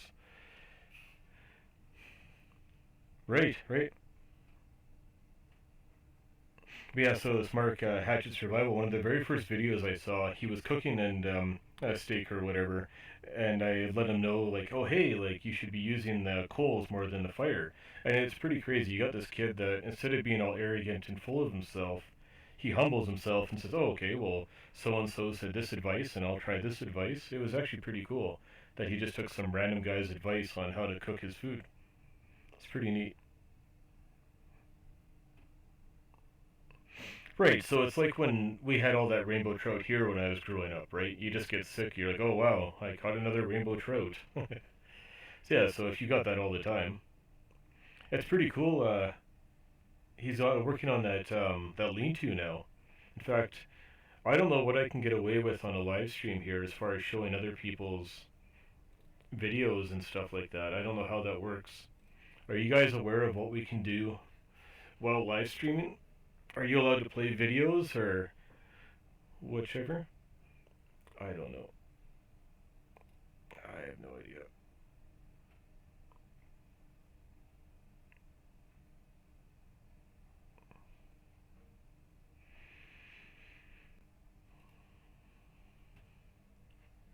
Smoked trout. Oh, it is good.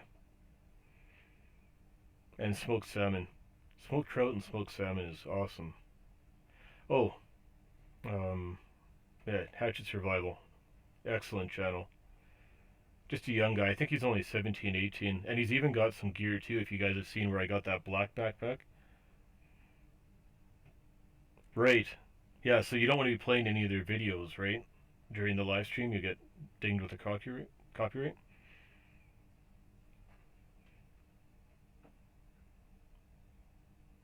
Yeah, exactly.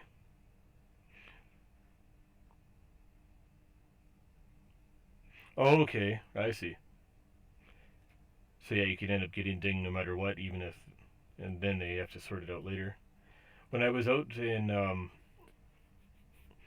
Vancouver Island years back, well, 2012, but wherever the heck that is. Um, Sorry, I'm trying to remember the name of that place I went to.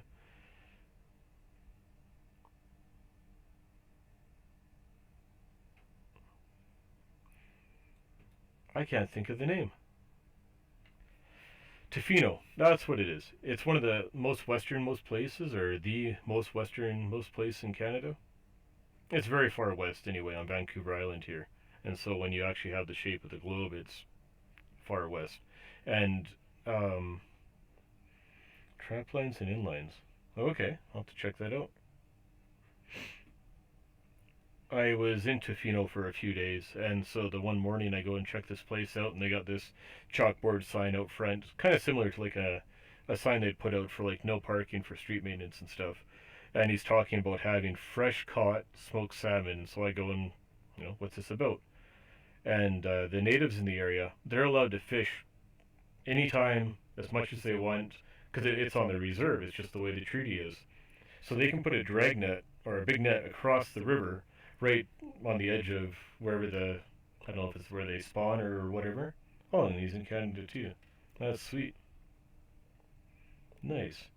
And so these natives can catch this basically unlimited amounts of salmon. And so, let's say it was caught at 5:30 in the morning or whatever. There it was at 8, 9 in the morning having smoked salmon in a breakfast wrap that was caught that day. It was just amazing. I've never had anything like that. Like being out in Vancouver Island, I was eating like a king. It was just great. Just absolutely awesome. Yeah, this here kid, he's even got a merch store. Let's see here. It's Hatchet Survival.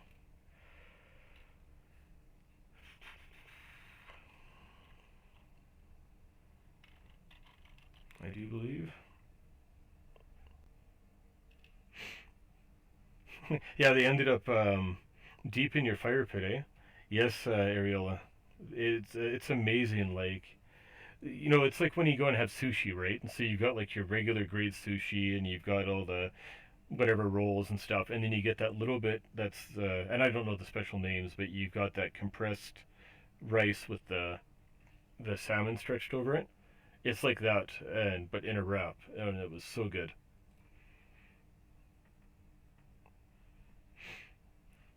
You could say your potatoes were a sacrifice to the gods.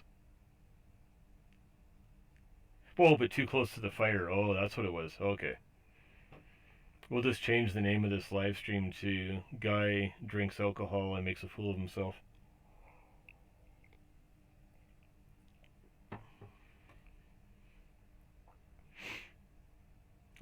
Is that what that is? Is that sashimi when you got just basically the bare fish, not all rolled up? If you guys remember that the video where I got the black backpack and I'm beating it with my baton and throwing the water bottles at it, that's Hatchet Survivals where I got the backpack from.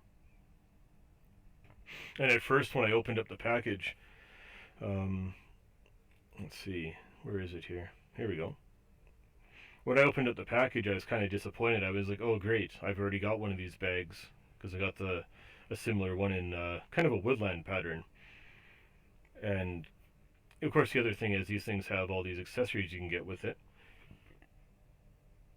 It'd be a few months ago, maybe September, October, somewhere in there. And um, at first I was a little kind of miffed. I was like, "Oh, great! I've already got one of these cheap, Chinesium backpacks that I spent more time sewing up the zipper on the first one that I got it off eBay. It's just a knockoff of a knockoff. Oh, it's fresh caught salmon versus when you go to the supermarket here, it's worlds apart. And this Chinesian backpack, I spent more time fixing the zippers. Not the actual material or anything else. The zippers keep blowing apart. Oh, catfish and eggs. Okay, that's it. We gotta go. We gotta go fly to New Orleans. But the one that I got from him, everything about it is made much better than even if it is a similar plan or similar design or whatever. It's worlds apart as far as the quality goes.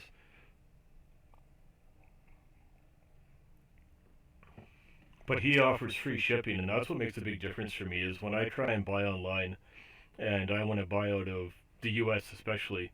Like let's say I'm on eBay, you see a price, an item's $5, but now you've got $10 shipping, and then you've got a $7 import fee. It just gets ridiculous.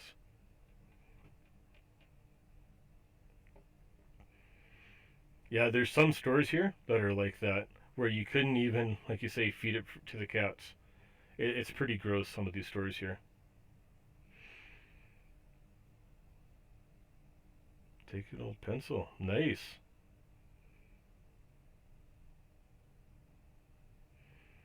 Yeah, when it comes to buying salmon here, where I was living before on the north end, there's a Sobeys, And the meat manager there, he's like the soup Nazi from Seinfeld, very strict.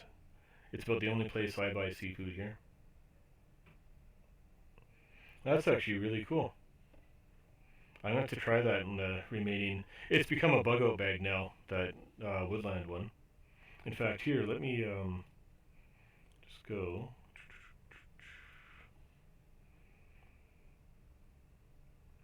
Look at these crazy thumbnails this guy makes.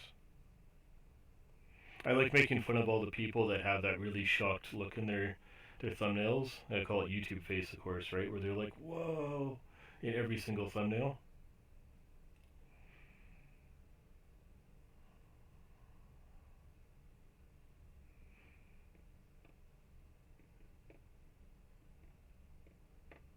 There's one of these update ones. This one here. That's the one where I'm tossing the water bottles at the backpack and stuff.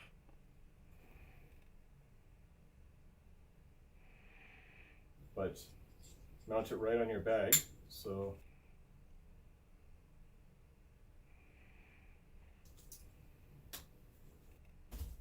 seems pretty. Right about. Yeah, the graphite can make the difference, I guess, eh? Like a lubricant or something. Well, I've got some ideas for this thing. I'll give it a whirl. So, one of the advantages of this bag over the one I've got, besides like the zippers and whatever, it's water resistant.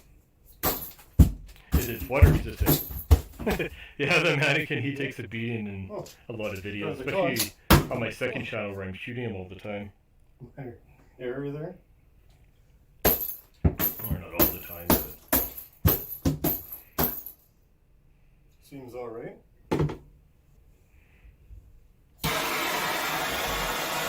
No, I'm actually not going to try and burn it. Anyhow. That backpack, though, is definitely worth it. You know, like, I went from being a little bit miffed that it was so similar in design or appearance to my other one, but it's worlds apart, that's for sure.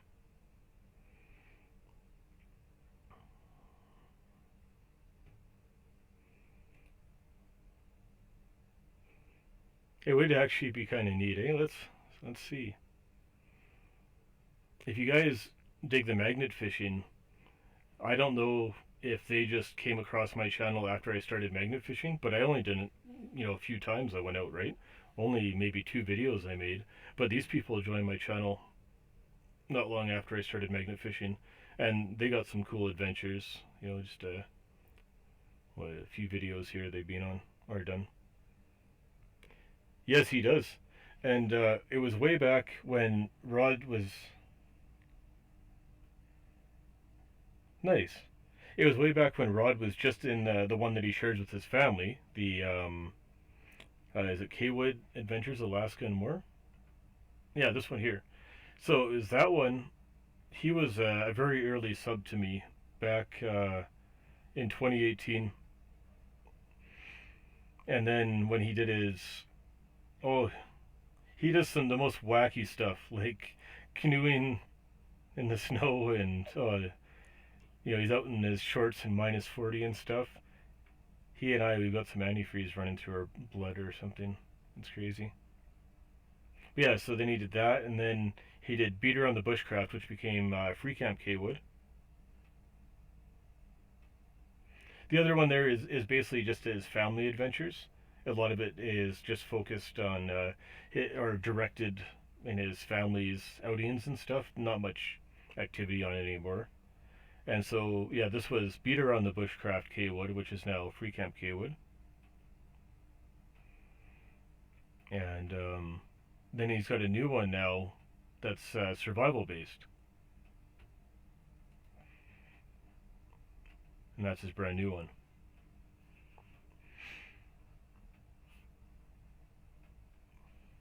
Yeah, he certainly gives us a giggle. Or certainly gives us a giggle. That's for sure.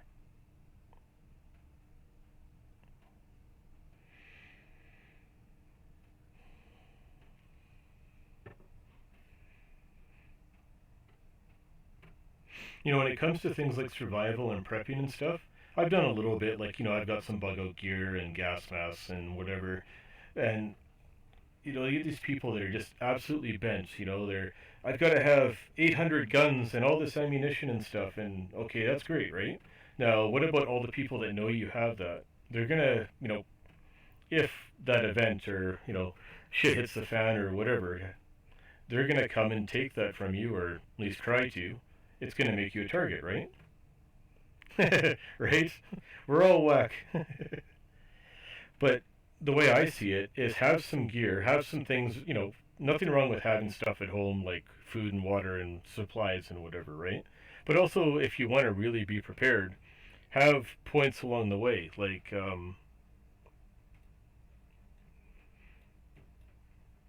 so here I am in Red Deer here.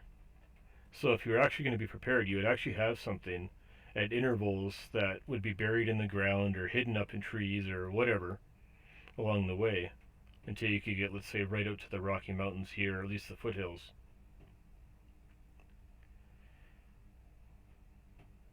Okay.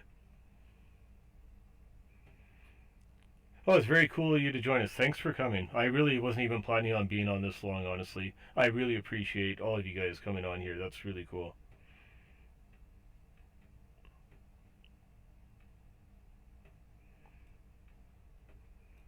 But you get these people that say, "Oh yeah, I'm gonna just," because you question them. What are you gonna do when you're 50,000? Exactly. Yeah, it's a great idea.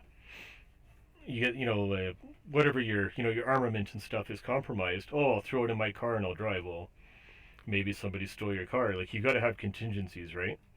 Like, even back where I had my hideout set up, which is now because all their lovely drug addicts in the area. Oh, it's in this area here. Just trying to find a landmark here, somewhere in here. But I've even got supplies out that way. I got stuff stashed that way. If I do need it and I'm out and about, just go and dig up that spot and it's good to go. And the one thing I don't do is I don't mark it with the GPS pin, just in case someone you know comes across that pin, right?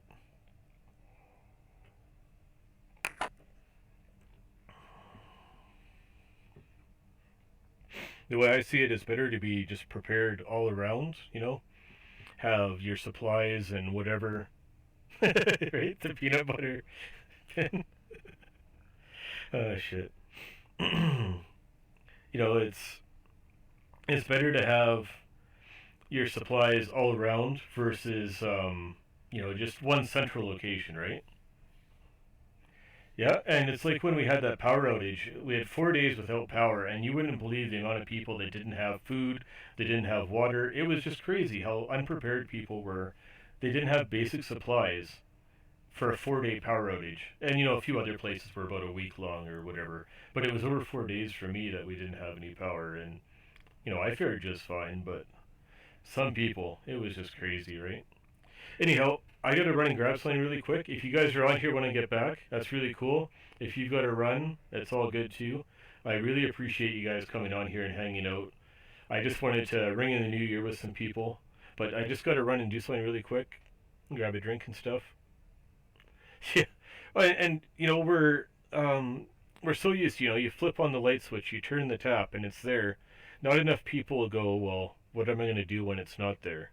They're not prepared for that, right? I'll be right back, guys.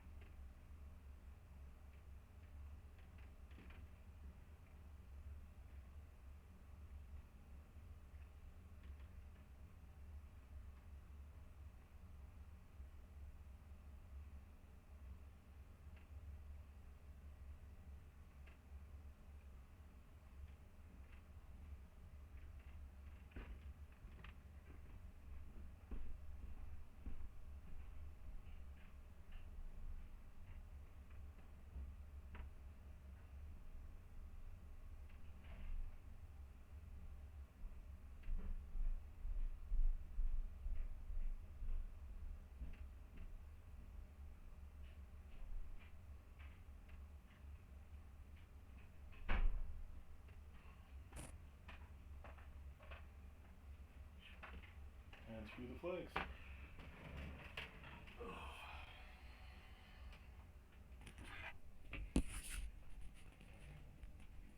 And I'm back.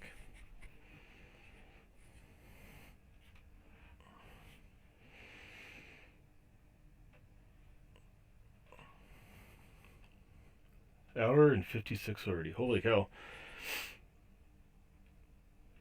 Starting off with the renovation. What are you going to be working on?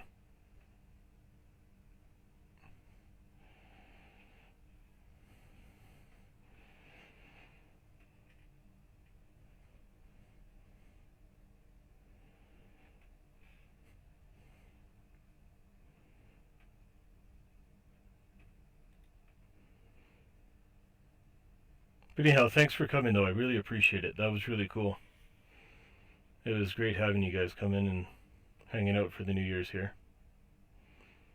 And I don't have too much fun now working on that honey-do list.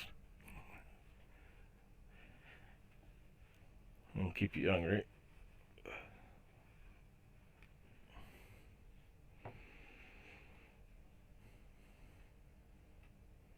Oh, that is cool. Awesome.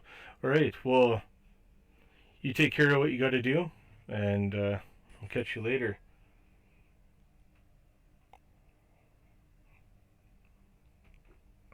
Nice. That's awesome.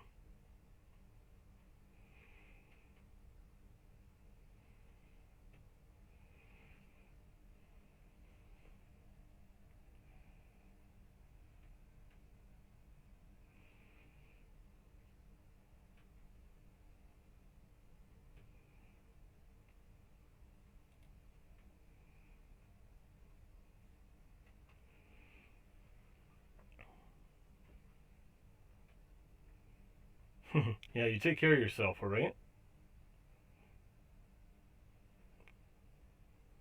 Thanks for coming. That was awesome.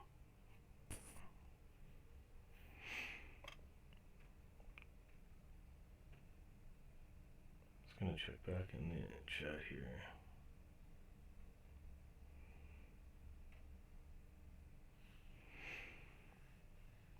Yeah, Walt, if you're still around, this other guy here, Hiking Deep, he's actually a friend I got to know a while back there. We put it together later on. But he's also in Arkansas as well.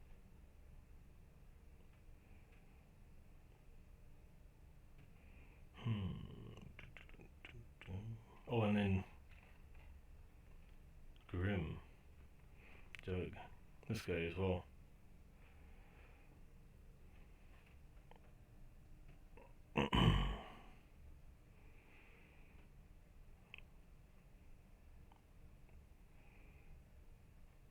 I should do. Let's see here.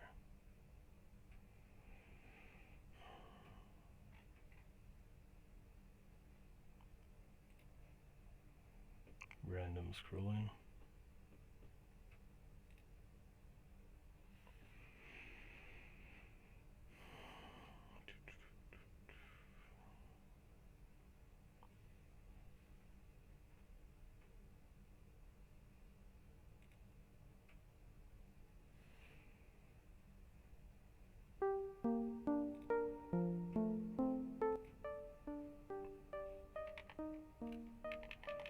Hello.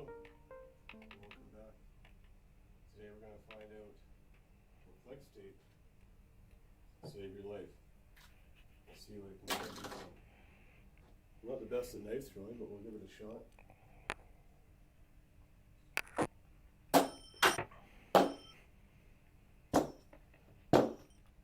Screw it, we're not throwing anymore.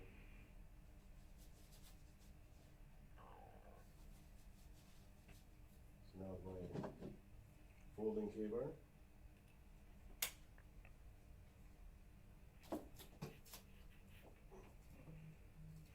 It's pretty good.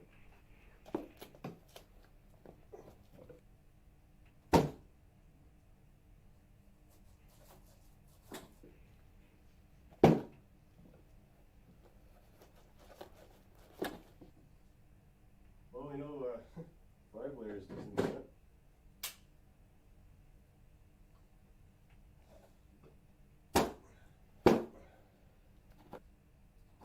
That's honestly, I don't know if that went through. Huh, it just went into the cardboard. Not bad. Try the full-size K-bar and see if it makes it through. Not even the tip went through, it just kind of broke. Just checking on things. Well, I'm getting a message here too, but again, the stream health and all that. oh man, that stuff's sticky.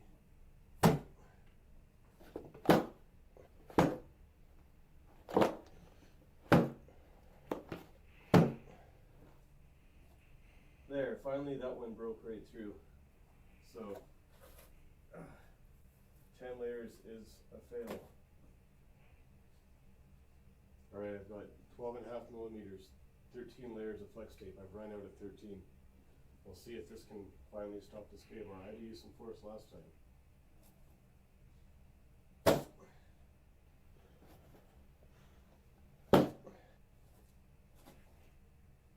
No, that stopped it.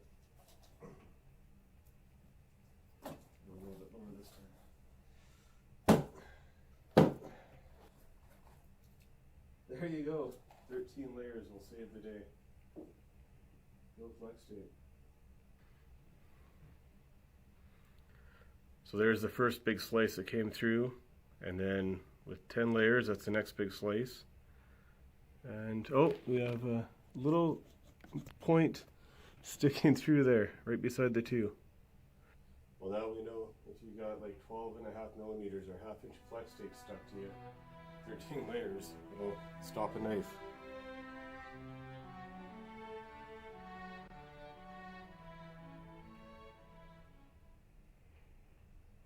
Hey, so I just was just checking on my stream health and stuff and catching up on New Year messages here.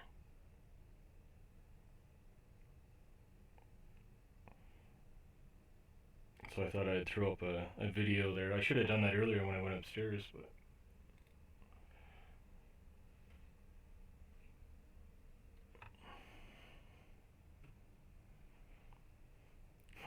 right? Excellent.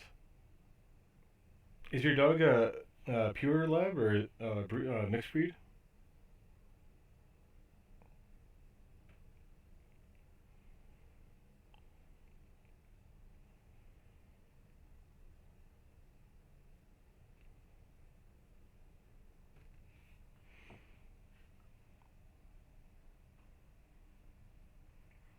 Oh, that's awesome. I love labs. This one here, this was a USMC K-bar, but the other one, like at the beginning here, that I'm throwing and failing like an idiot. Sorry. Right about. That's my my boot knife there. I don't remember what the model number of it is, but I'm throwing it like a complete idiot. That's one that you got to throw holding the tip end and throw it handle first, and then the weight of it carries over. Where the K-bar, you can throw it either way, right? Or the USMC K-bar, you can throw it handle or tip. It's pretty good. But is that the one you were asking about? I guess I've also got one of my folders in there too. The folder that's in this video. Oh, there's actual throwing knives that I showed in a recent video that I got a pack of those, right? But that's just a assortment of my boot knife, my folder with the back lock on it. I think it's like a 3043, and then the USMC K-bar. I don't know if that went through. I'm just pondering one day. I was, how much flex tape would it take to, stop a knife, right? If you do an entire roll thick, it was like half-inch thick of flex tape. Oh, they're crazy. Or not crazy, but they're unstoppable. And that's what I modeled this homemade knife after. Like, let's see here. Or here, like even when I was testing See that all right on the layers to other see how many device? layers it would take to go from a soft or a hard stab vest to a soft stab vest. Hot out today. So I was trying a You few already know different it's slash assortment proof. here. Sorry, just want to see if I can find something Here that goes shows the all the layers tripod. I was playing with. So, stab and a slash. Right through the cotton here, of course. Hold on here. Sorry, I'm jumping around all over the place. Here we go. But I was just trying to figure out, what it would take to actually make a vest that used to have Lexan plates in it. Right through the cotton here, of course. And a little bit of impact on the paper. Right, so what this was showing here is when I was upgrading my coworker's vest, right, and my vest, because before the company issued me a bulletproof vest, we just built our own stab vests, or you could buy a cheap stab vest through the company. And the one that I'd built up had Lexan plates in the beginning, which is just like safety glasses material, like polyethylene, polypropylene, polycarbonate is what Lexan is. And so I had these quarter-inch Lexan plates in mine, eighth-inch Lexan plates in hers, and it's just bulky, it's hard, it's rigid, right? And so then I went with a hybrid of Lexan and Kevlar, and now our vests are just pure Kevlar. And then of course I've got the one issued for work now that is bulletproof, and that's a whole other thing there that I've added side protection and added some steel plates too. I built that one up even. But if you're into K-bar knives, the USMC, it's obviously the one that I feature the most, the one I guess you could say I'm biased towards, but that's what I modeled this one after. Sorry, just trying to find where's the progress one. Here we go. Early in this video here, I'm laying out a pattern on it. I was even going to put blood grooves into it, but the way I started grinding it, because I started with an angle grinder or bench grinder first, sorry, then I was hand grinding after. But I was inspired because of already the shape of the knife was so close, but to make it like the USMC K-bar.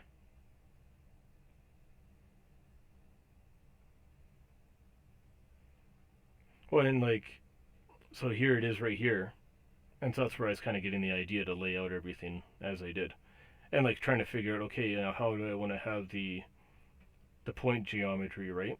So that way when you're stabbing, it's going to be in line with the center of the spine, in line with your force all the way down, not just at any old point, right? So as you're beveling this way, it all is in line with the structure, which is like how the intersection is on the USMC K-bar, right? Right in line with the center between the blood groove and the main bevel. And this is that knife blank that I got off of waterjetknives.com. You just buy the blank as is, and then you shape it yourself. And so then that's the one where I just got to change my view here so I can see it live.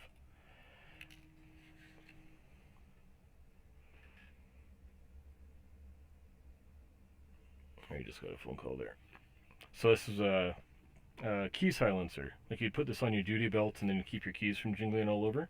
And then just some Kevlar to make the sheath part up. And this is the finished product. For the handle, I wanted it to be two purposes. Something that you can take off a layer of paracord if you need to use it and still have some there. And also be something that, like with a bigger hand and wearing bulky gloves and stuff, you can squeeze it and it'll squish and have a little bit of give to it. Something that you can really just grab onto and hold. And I wrapped that with pipe seal is what I call it, but it's like a stretchy rubber. If you got a leak in a pipe and you're just a handyman, you're not a plumber, you can put some of that on and stretch it and wrap it around. But that's all that is wrapped around the body of the knife there. It's just a whole bunch of wraps of paracord over and over again, about quarter-inch thick on each side of the handle, almost like a scale thickness. not exactly flex tape, but it's a stretchy material that's not adhesive. And so if you got like a little pinhole in a pipe, you stretch it as hard as you can and as far as you can, you know, 2, 3 times its regular length. And when you wrap it on, it wants to go back to itself, and so it grabs on even tighter and makes a seal on the pipe. And then later on, a handyman or plumber, or whatever, can come along and repair it. But yeah, so you just get just a flat edge knife, like it shows in there, and then you bevel it and everything as you want to. And I also added in, you might have already seen in other videos. Let me just see if I can, this old webcam here, if it'll even pick it up. But I added in cross hatching. So when you're striking a ferro rod, you don't just have one edge or a flat surface. You've got a whole lot of friction there, a whole lot of little edges striking that ferro rod. But it's great. And the other thing is, I didn't want to really affect the balance. Like as it is right now, it's already tang heavy. So I got to actually move my finger back a little bit to balance it. But that was another reason for not putting scales on it. Was I wanted to have it as balanced as possible so I can throw it and everything.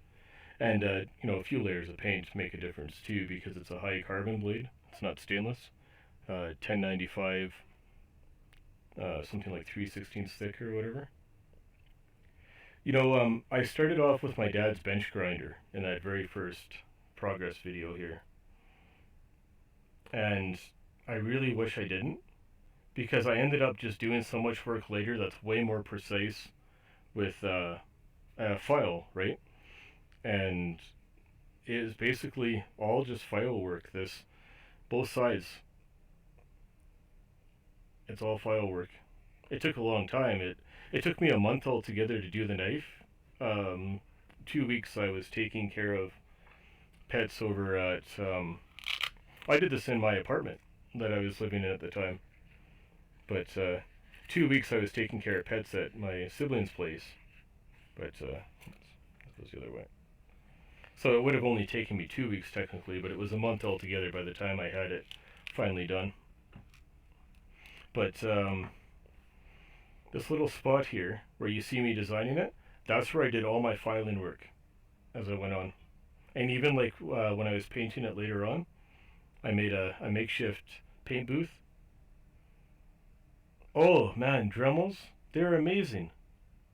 The chuck and the bits are all messed up in the one I have. It's might almost be better just to invest in a whole new set instead of trying to repair everything. But Dremels are just great, especially if you want to get into tight spaces or, you know, working on smaller projects like that. It is so cool. Let's see here. Progress 4 is the last one, I guess.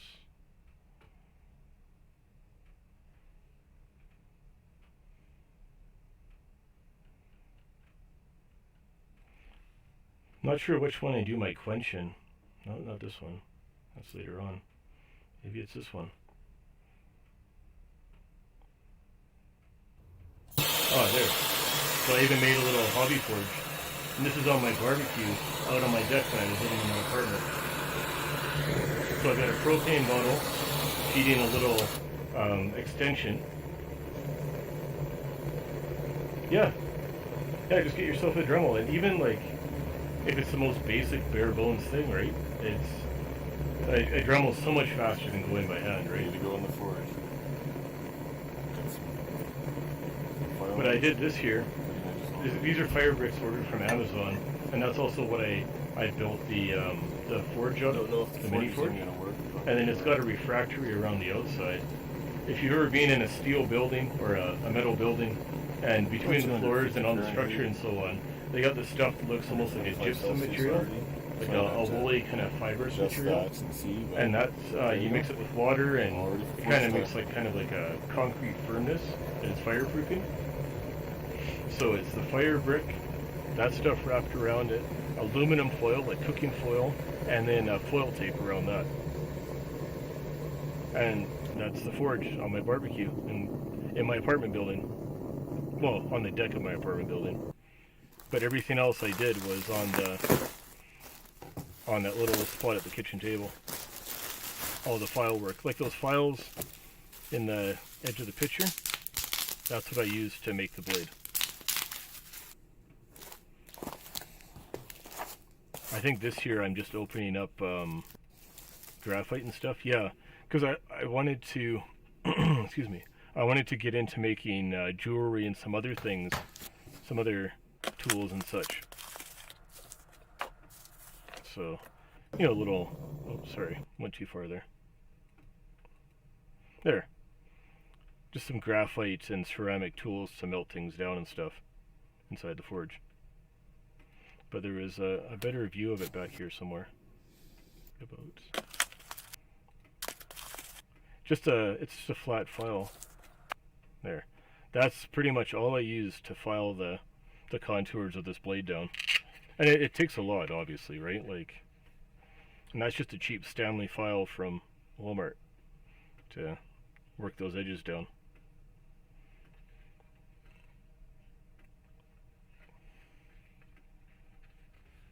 And, you know, if you got any questions along the way or whatever, yeah, in my apartment, I did all that. And, you know, feel free to ask me any questions or anything. Here's my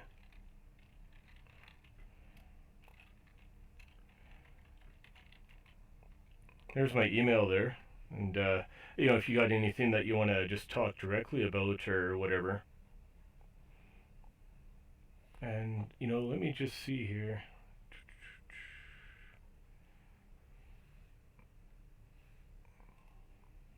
I think it's just waterjetknives.com.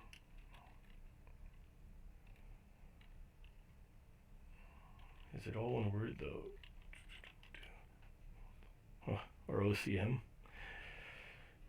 If you've ever seen the Waterjet channel, these guys make their own custom cutouts, and I was going to do the CX, but I ended up going with the Seal Pup, I think is what it was. Because it was a neat design.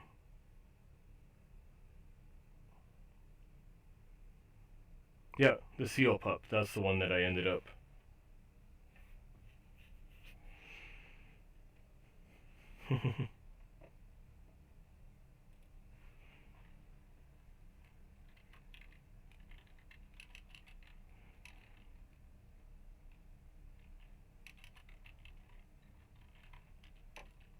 Oh boy, look at me typing like a champ.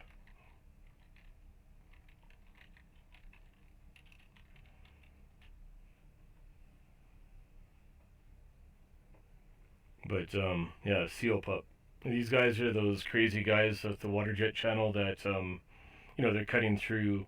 Well, the very first one I saw them do, they were cutting through a running chainsaw, and then they took it to Home Depot or whatever. Yeah. Just look at the heading at the top. But yeah, these guys, they cut all this stuff out in their Waterjet table.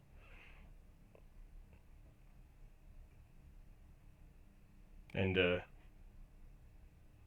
if I were to do another one, I think I really like the Tanto, but boy, Tanto is so hard to get that edge, especially after you mess up that contour.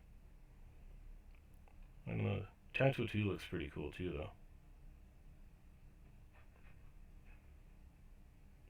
Hey, so we were talking earlier in the comments about the I don't know how you pronounce it, the Ruica, whatever, the one that I ended up getting. Let's see here, I can see this one better. The one that I ended up getting for my birthday a few months ago, and it's even got that blade lock, or the lock so you can't have it closed on you. But are you very familiar with these knives? I think it's called Ruica or whatever. Yeah, the Chinesium. However you pronounce that. But I am just blown away by how well this thing has survived the test of time, right? Like, it's, I don't know, this webcam is so old, but try and get some light on it. Because it's got one of those ones that you just push over on the inside. It's like just a piece of spring steel to lock open, but you can actually lock that as well.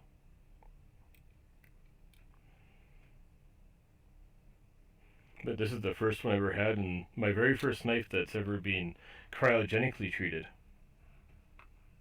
Excellent. That's cool. Cause like, where would it be here? Somewhere around here, I think. I do the quench. Yeah, somewhere about there. I do the quench. Because that's what I'm familiar with, and the other hand tools and stuff I've made over the years, I've always just heated it past metallic, or I'm sorry, magnetic, and then you quench it in oil. Ganzo too, eh? Okay. I don't know if you've ever worked much doing the, you heat and then oil quench, but my one friend that was teaching it to me, he was always a believer, and you want your cutting edge, so edge to spine aligned with magnetic north. So we'd actually take the time to figure it out. Okay, here's exactly the direction of magnetic north versus true north, and you're gonna have your spine of your knife upon quench. So if this is true north or whatever, you're gonna rotate it in line. So as it quenches and becomes magnetic again in that rapid cooling, the little bit that'll affect it as it goes from non-magnetic to magnetic to solid. Right. But apparently that makes a difference. I don't know. I haven't done enough. I've only made that the wrench axe, that piece of U-bolt, which is just like a big ripper, just for grabbing into somebody and ripping them, and another one that was just stock removal. But this one here is the knife that I've actually invested time into and taken my time to get it right. The other ones were just afternoon projects.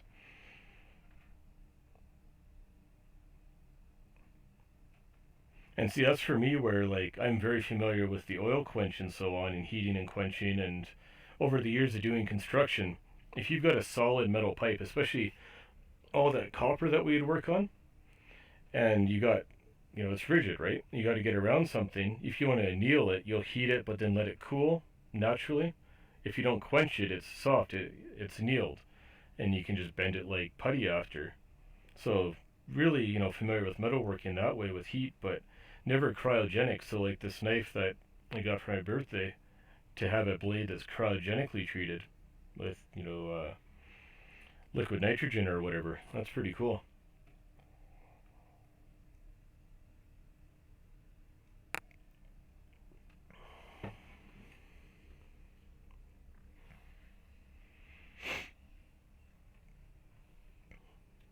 It's too bad my friend moved. He I don't know, call it had a divorce or whatever happened. Oh, cool. Yeah, like this guy, he just had a setup in his garage, but he had a breakup, divorce, whatever you want to call it, and when he moved, he took it all with him. So that's where I learned all my metalworking and knife, how would you say, blade making was from him.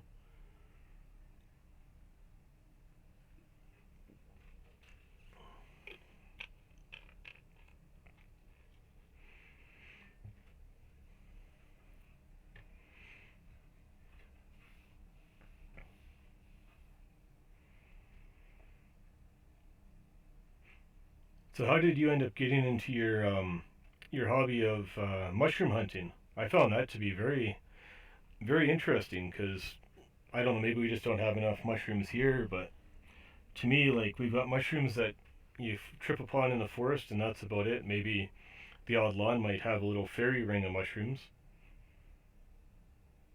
That's really cool.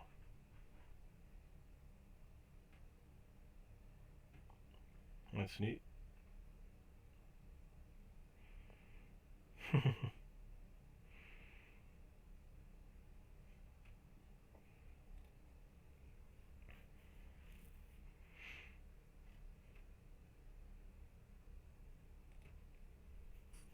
I definitely have to go back through these and check out these other ones, though. That's for sure.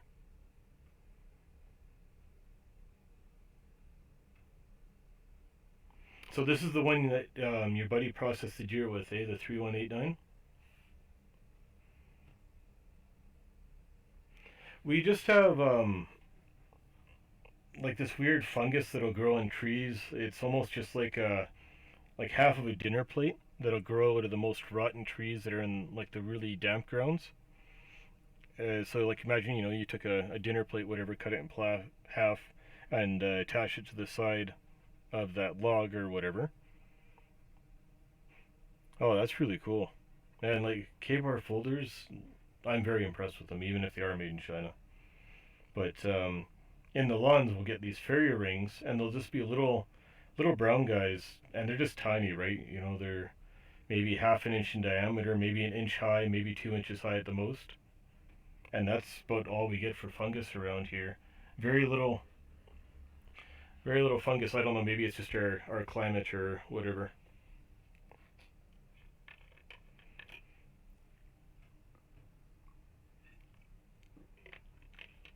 Yeah, I definitely have to go back through here and check out some of these videos here. So, do you have an all-time favorite pocket knife or fixed blade or whatever? Uh, Now, is it you find out the hard way whether they get you high or not? Yes, trial and error.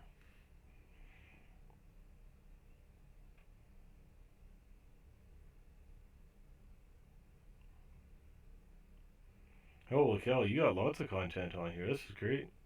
See, and I love knives. I've been collecting them for so long, more than anything else that I have. And I've got like a huge coin and money collection that's locked away. I got put away.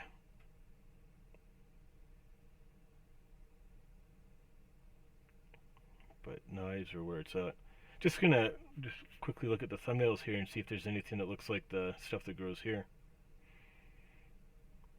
Is this all local to you? All these around?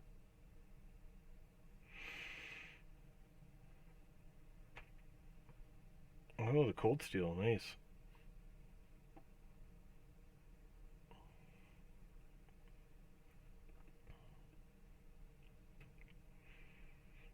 That's cool.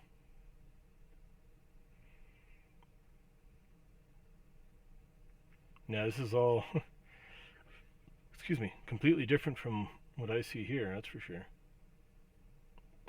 There's a guy.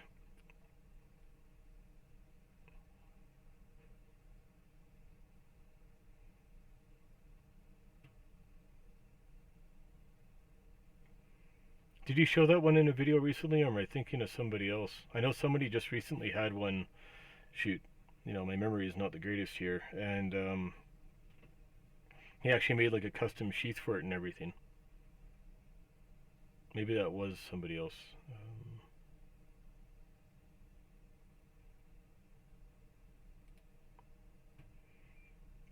This guy here, he's more of just a collector. He doesn't really do anything crazy with his tools or his knives. Oh, okay. A little bit older, a little bit further back. But this George here out in New Zealand, or my throat's got me here. This is one of those guys that if you wanted it to be part of his collection, it was $900. He'd pay $900 for it just to have it in his collection. Like with my money collection, it's locked away, right? I don't go and stab into railroad tracks and stuff, right?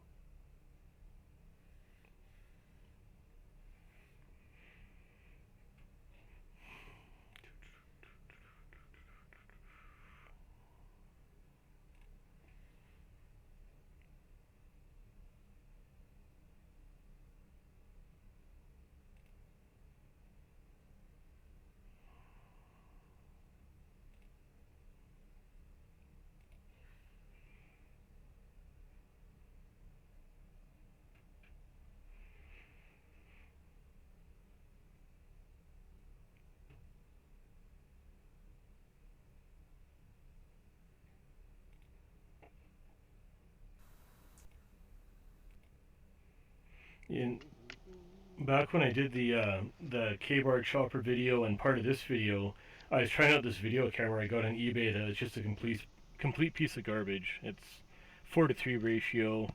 I ended up destroying it with a baton, but Shit. I don't really have anything else here sorry, for it's gonna implements turn that down a that'll bit. eliminate the threat on her getting rid of the. But this knife I've had 20 years now. I got it for Christmas 20 years ago, right? And like, no matter how much I purposely abuse it, it still works great.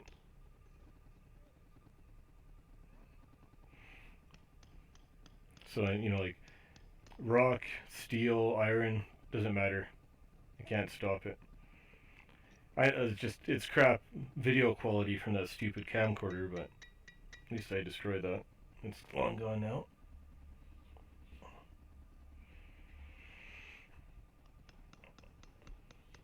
Oh, okay. Nice.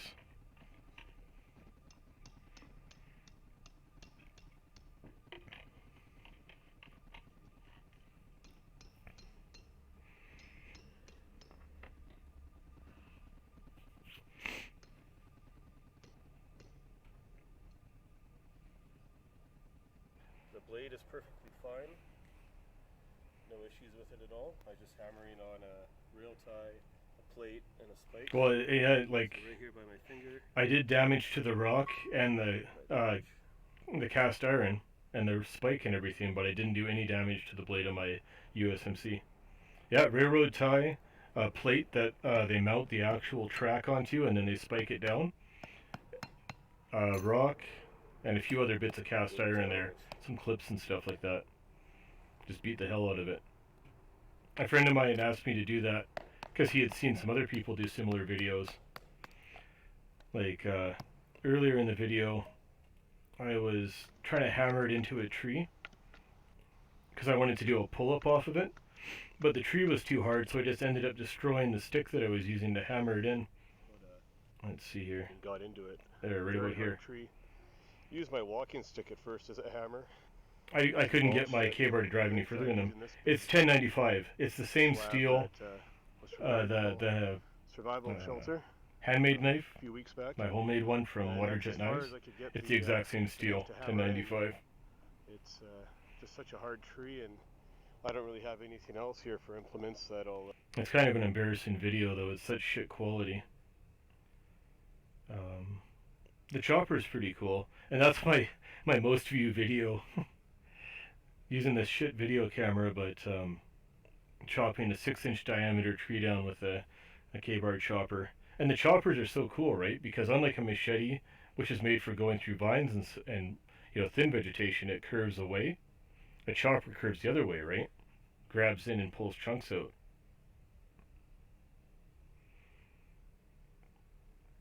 Part 5 here, and I do some good demonstrating. Because this part 1 of 5, 2 of 5, all that, that's when I had my old computer and I was having trouble editing one day. So instead of making one longer video, I just made 5 short videos that day. These are actually Hatch brand. But here I'm showing what it can do versus just a regular old knife.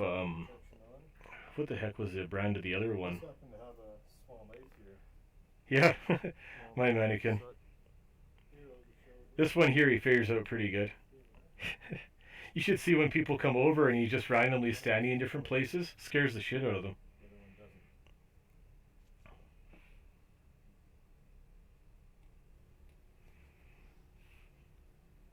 Blood groove helps it so you can stab in and out of it. This one here I really wanted to show how a blood groove can help you, but just wasn't able to get deep enough into that. And using pork, because pork is a great human analog, the skin, the bone density, the muscle structure, it's very similar to how, you know, if you're going to slash or stab a human.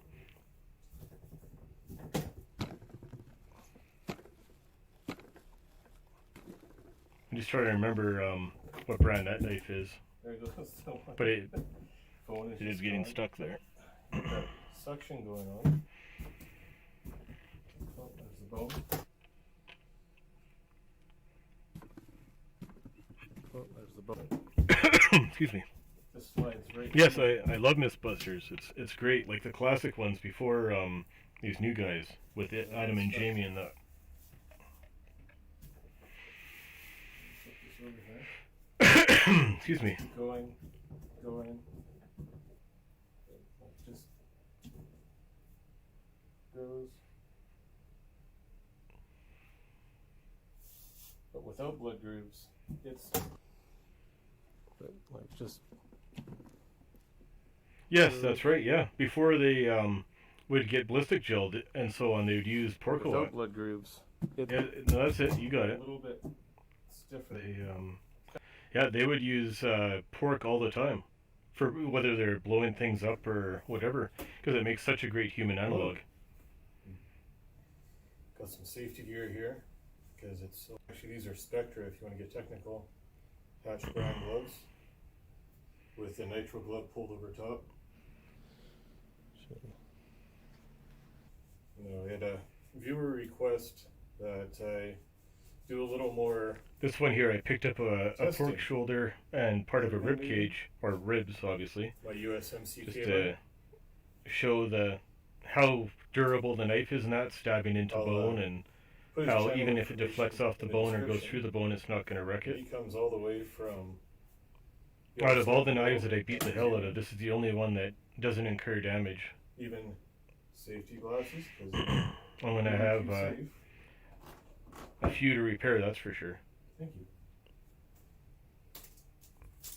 you. All right, so what do we got going on here? You got someone's rib cage. Right? Next thing you know, they're going to want me to, like, put a bomb in a piece of pork or something. Stab this bomb! Damn viewer request. So, one suggestion was I should be showing in between just how sharp the blade is.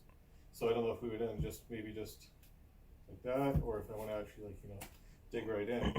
But it is taking a little bit of force. But let me just get a close up going here. Oh, there we go. So. Got a little bit of flesh going on here, skin, bone. Let's get it on.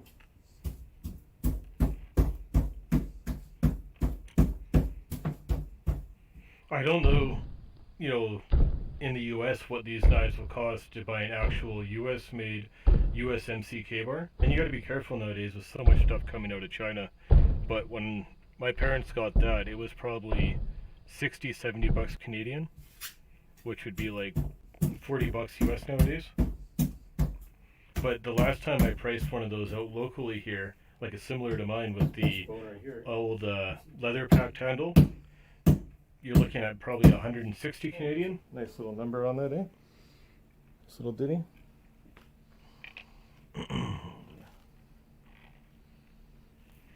Had a few puncture marks. It's a little messed up.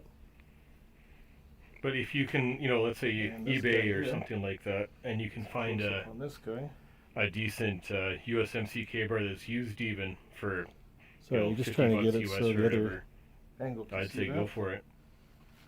And then we need I can't justify spending $160 on a knife that I don't I don't have the means for that at this time. But it'll last you a lifetime, that's for sure. This is the only knife that I could take out in the bush with me, or run out the door with, and I know that I could I could count or depend on it, right? With my life. I don't know, let's say. Like even here where I'm deciding which way to put the knife in as I stab into the ribs, I went against the opening between the ribs. Excuse me. Just to make it even harder to stab into.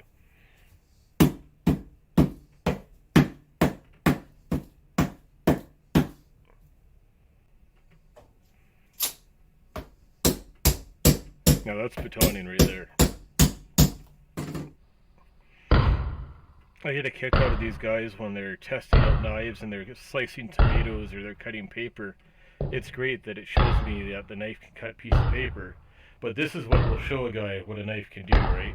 You don't necessarily have to beat the hell out of your knife, but it's nice to see some there you have it. Real I've world not testing. been able to break this knife yet. Cast iron, railroad track parts, you name it. It survives. It's pretty awesome, that's for sure. And that's the spaghetti I made out of it. Let's just see if we can find some of this very securely. Very securely. Can't remember where it is here, but I cut the back Hold of my your outer slippery glove. knife very securely. Safety Trying to- first. Always hold I think it's right around here. some short strokes, long strokes. Oh yeah, right there. Safety first. Always hold your slippery knife very securely. Just about cut my hand off. But I've got cut-proof gloves on that are leather and Spectra with a nitro glove pulled over top, but I didn't realize Safety it at the first. time, but it cut right Always through hold the your nitro. slippery knife very securely. It wasn't until later on when I was doing the editing that I realized how close I came to Against actually you. cutting my arm and how it cut through the Spectra. Alright, so, you know, But, when they're doing it now. yeah, it came flying out of my hand. All the I don't know, slime and whatever. Right? Yeah, that would have been a brutal cut and a good way to get an infection, that's for sure. But this one's Chinesium. Just gonna jump into midway here. But cut through a 6-inch diameter tree. Yeah, the pork fat. With this K-bar chopper. And the choppers are great, right? Because they curve in and they're grabbing chunks out of the... Where are your safety goggles, Kirk? Using my safety squint. Safety squint. Sorry, got sidetracked with this one. But this is my most viewed video. And it's such horrible video quality. But it's amazing what that chopper can do. Right? Ta-da! Right through a tree. Now to make it sing. And that one's Chinesium. Yeah. My safety squints are installed. I'm good. Oh, actually, where's that one? I even cut a tree down with my USMC K-bar. I think it's 3 out of 5. Let's see here. Yeah, this one here. We got a tree here about 3 inches in diameter. Oh, speed it up to about here. But anyhow, I cut a tree down with a knife. Like, I don't own a knife other than this one that I can cut a tree down single-handedly, right, with just hacking at it. And the tree, I think it's about 20 feet tall or so. 20, 25 feet tall.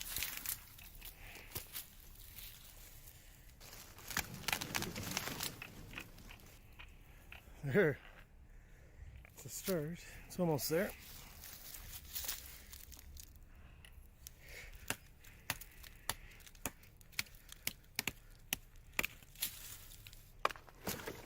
Over 3 inches in diameter though, and right through it.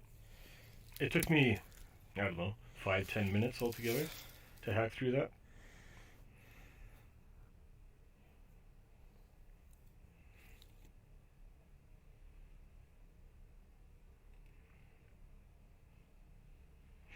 It just, I don't know, I guess I shouldn't rag on people too much. It's just, you know, you see them cutting tomatoes and stuff and it's like, oh cool dude, like, you can do what a paring knife can do. I just don't see that as a very, you know, realistic test, right? When, you know, you don't have to beat the hell out of it either on that end of the scale, but I just don't find a tomato to be a very convincing thing. You know, let's say maybe you're stabbing a coconut or something, or hacking up a coconut, that'd be different. Yeah, exactly. A kitchen knife can do that.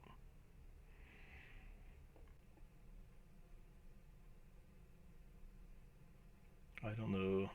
I guess that'll autoplay from one to the next, but it's amazing just how well it throws. Because it's perfectly balanced, right?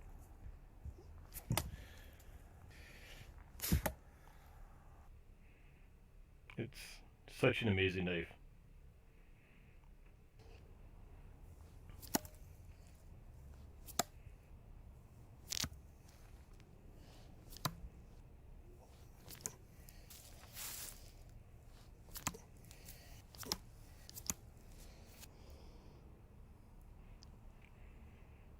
Perfectly balanced for throwing.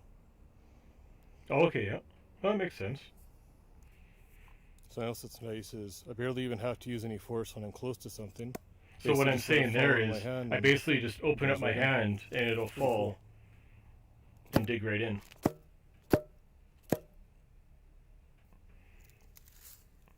It was said that there was, and this is just a story that was told to me, so this could be complete bullshit.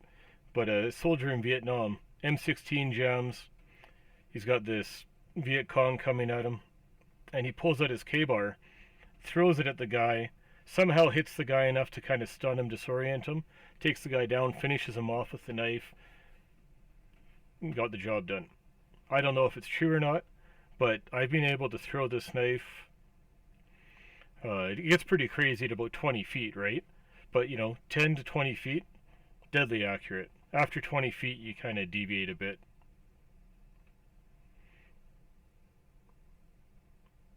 And for being such a big knife, the balance is ridiculously good.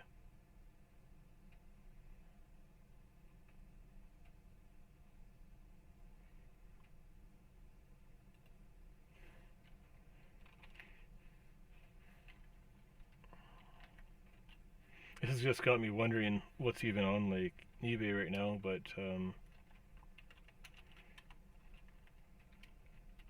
just to see what people are selling them for.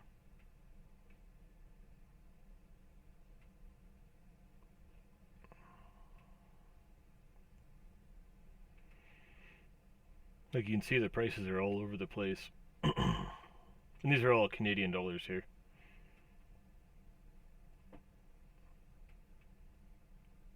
I really like the leather packed handle though. If I do buy another one, I probably would get the neoprene, the new style handle with the serrated edge.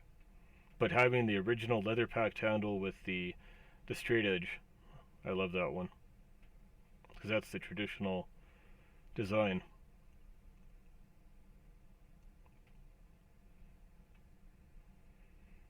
And it was so cool because like growing up we didn't have much money, right? So I was 16 years old and it had been a really really bad year, and my mom wasn't doing good, my dad was working all the time, and I and my parents at Christmas time there, because even like my birthday was, it was pretty bad that year, and they asked me, what would you like for Christmas, and I said, honestly, I'm in love with this knife, and at that time I had no idea what this knife was capable of, like as far as this goes, right? I had no idea it was so effective and could be, 20 years later beating the hell out of it and it's still great. And I asked them like, hey, can I get this, USMC K bar? It's what I'd love to have for Christmas. And you know, here we are 20 years later. Yeah, the serrated blades aren't that great, honestly. I don't honestly have a use for it. That's like this thing here when I was designing the I don't even call it the hatch mark area. I put it on the back of the blade there instead of adding like a serration or serrated area to it or anything. Kept it all cutting edge all the way around, and then just that.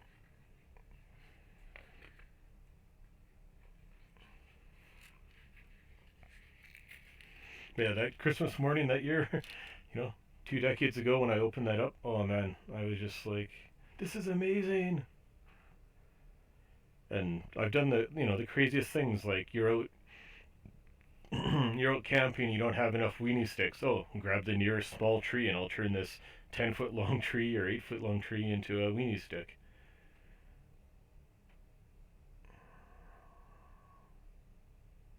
Okay, nice. I've only got, I think it's two buck knives. One's your traditional folder, and the other one's it's kind of a, I don't know, looks like maybe good for processing or quartering an animal or something. I was damn lucky to get this, that's for sure. Let's see here. Hit the filter out. Lows first. Like people are even selling just the sheath online, right? Keep the knife, sell the sheath.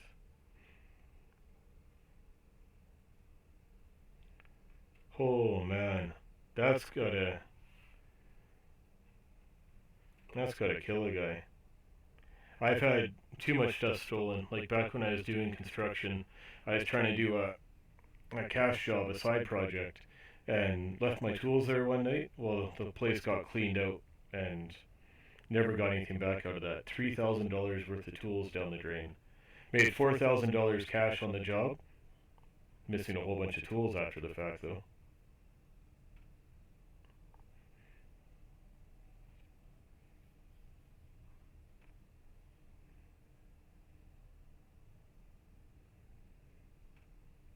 Oh, cool. And I think I told you about that one that I got from my dad ages ago, that the one with the gold eagle on it, eh? It's cool. You just get these things, and it's like it might not seem like much at the time, but you think back to it after years later, and it's like, oh wow, like the one with the eagle on it I've had for 3 decades.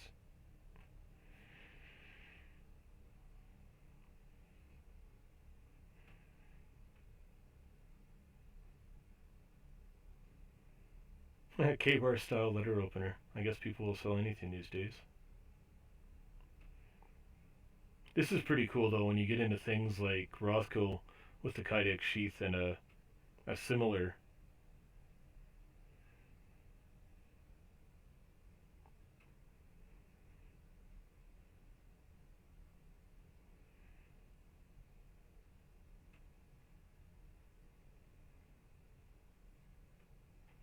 Camillus. That's um that one Chinesium axe that I had tested out. It's got these plastic handles, a fold-out saw, and an axe head on it. And that's the one that I was talking about in my recent video that I had left in my friend's trailer. It's a great thing, and I thought, the first time I'm chopping with it, I'm going to destroy this thing. It was a cold, not winter day, but snowy day out. It was about -5, like 20 Fahrenheit. I thought the plastic was going to crack and shatter, and I've used it a few times since. I've cut some trees down with it, and so now it just hangs out on my friend's trailer. So if she ever needs an axe, she's got it. So here you go. You're looking. Here's just a bid right now, and it's already at $65 plus shipping for a traditional style knife. Or here's somebody building Kydex sheaths.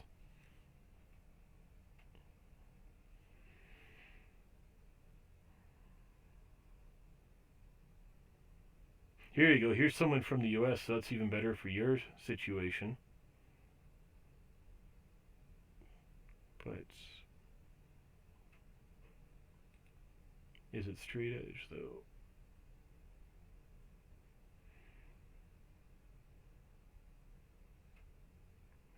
See, buying online for me, like I was saying earlier, yeah, I'm not a big fan of Kydex, that's for sure. The leather sheaths are great, but you buy online, you find a good price, then you got the shipping charge, and then sometimes there's import charges.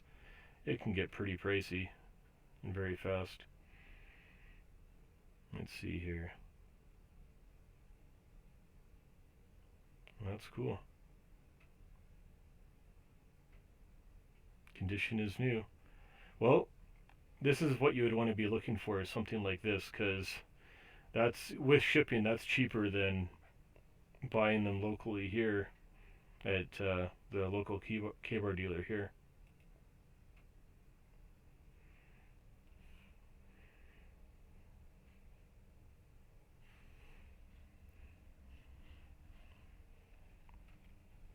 Have you seen my tour of the Kingscote Surplus store?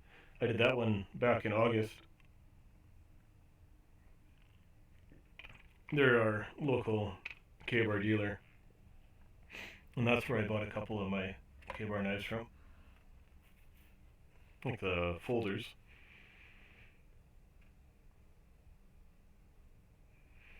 Just 1 second here.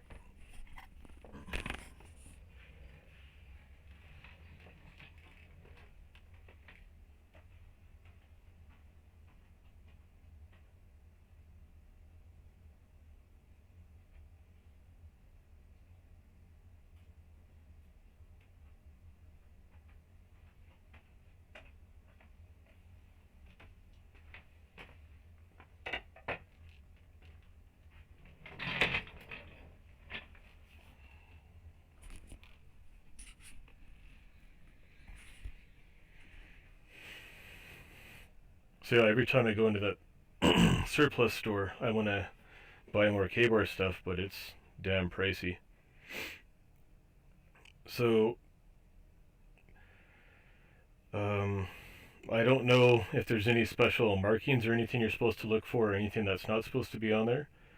But this one from, 20 plus years ago, whenever it was made, it's got the USMC on the one side, oriented with the handguard, and then same thing, once again oriented with the handguard, it's got K-bar, and then Olean, New York. So, not sure. There's also, I think it was Ontario Knife Company. There's a few manufacturers that were licensed to build K-bars over the years, or that design, right? The USMC fighting knife. So, you will find some that are very similar looking that might not be an exact K-bar, but it's the USMC fighting knife style.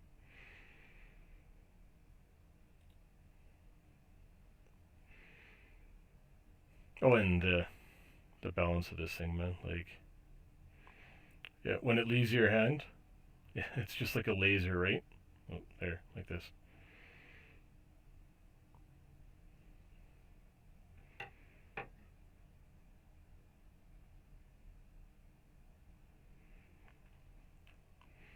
I got this machete from Vietnam era. I've got no documentation or proof that it actually went overseas, but depending on how the markings are stamped into the blade of that machete, that's how you can tell what year it is and so on. It's made by the Ontario Knife Company, and the thing's massive, eh? Probably a 2 foot long blade on that thing. It's one of those things you just keep up by the door to show people when they want to try and, you know, sell you something or whatever. Have a nice day. See you later.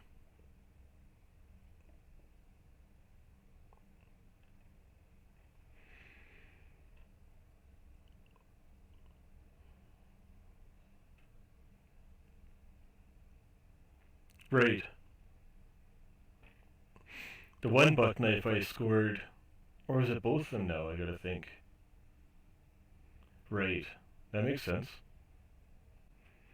One of the buck knives for sure I got doing security at a bar. People come up and sometimes they don't want to go and take their knife to a vehicle or whatever, so they just surrender it. Like normally we'll say, oh, just leave, come back later without the knife or whatever. And sometimes they just hand it to you and tell you to keep it, so you can get some pretty cool stuff. One or two of my buck knives I got that way.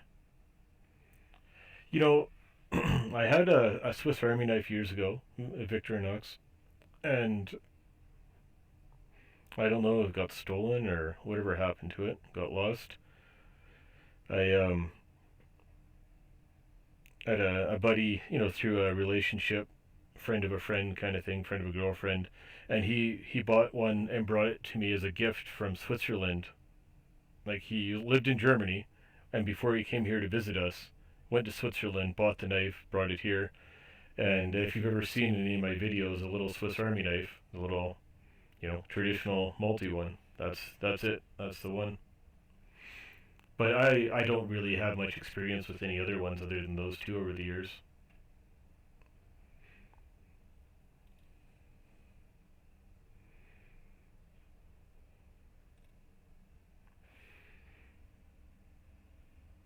Oh, no way.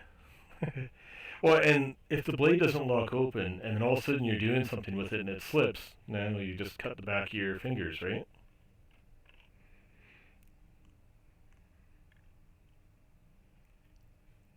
Or if you're prying or something like that and you cut your hand open.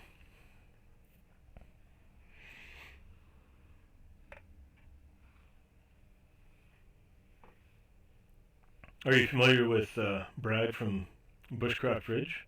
He's definitely worth checking out. I haven't heard from him lately. He hasn't posted in a couple months here, but maybe just taking the winter off. He's a pretty cool guy. He's got a really neat setup out. He's in Tennessee, outside of Nashville, and like the name implies, he's got a ridge, and for X amount of money, you can go out there and camp out there. If you know nothing about camping, he can stay out there with you and help you get set up and teach you the basics. And it's more than I can remember off the top of my head. You'd have to check out his page and his website and stuff. But he's the guy that sent me this patch, and he's just awesome, really cool guy. And his cause, it goes to a good cause too. So I don't want to say something that he doesn't do or get it wrong there. But another guy that's got a good mission like that is my buddy here, good old absolute veteran. He's got this ranch he's been working on, or this retreat center where he's trying to get it up and going, I should say. And what he wants to do is have a thing where you could be a vet, you could be anybody, you could be a Joe Blow. Nice, that's cool, man. And it's for people that need to get out in nature and get away from life, and especially people that maybe it's a soldier with like PTSD or something, right? They can get out and reset. But this guy's got lots of good going on, and I don't know his official status, but last I heard he was still active or reserve duty, and he's in California last I saw in his updates, but most of the time he's overseas in Germany when he's on duty.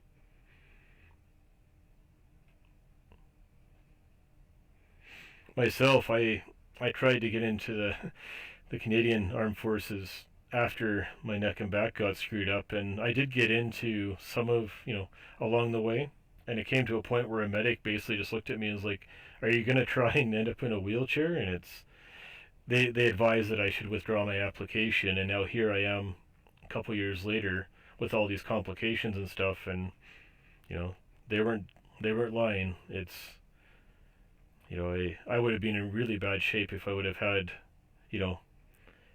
kept on going, and let's say I've got a 60 pounds of gear, 80 pounds of gear on my back, and all of a sudden my legs give out, instant paralyzed, and it'd be bad news.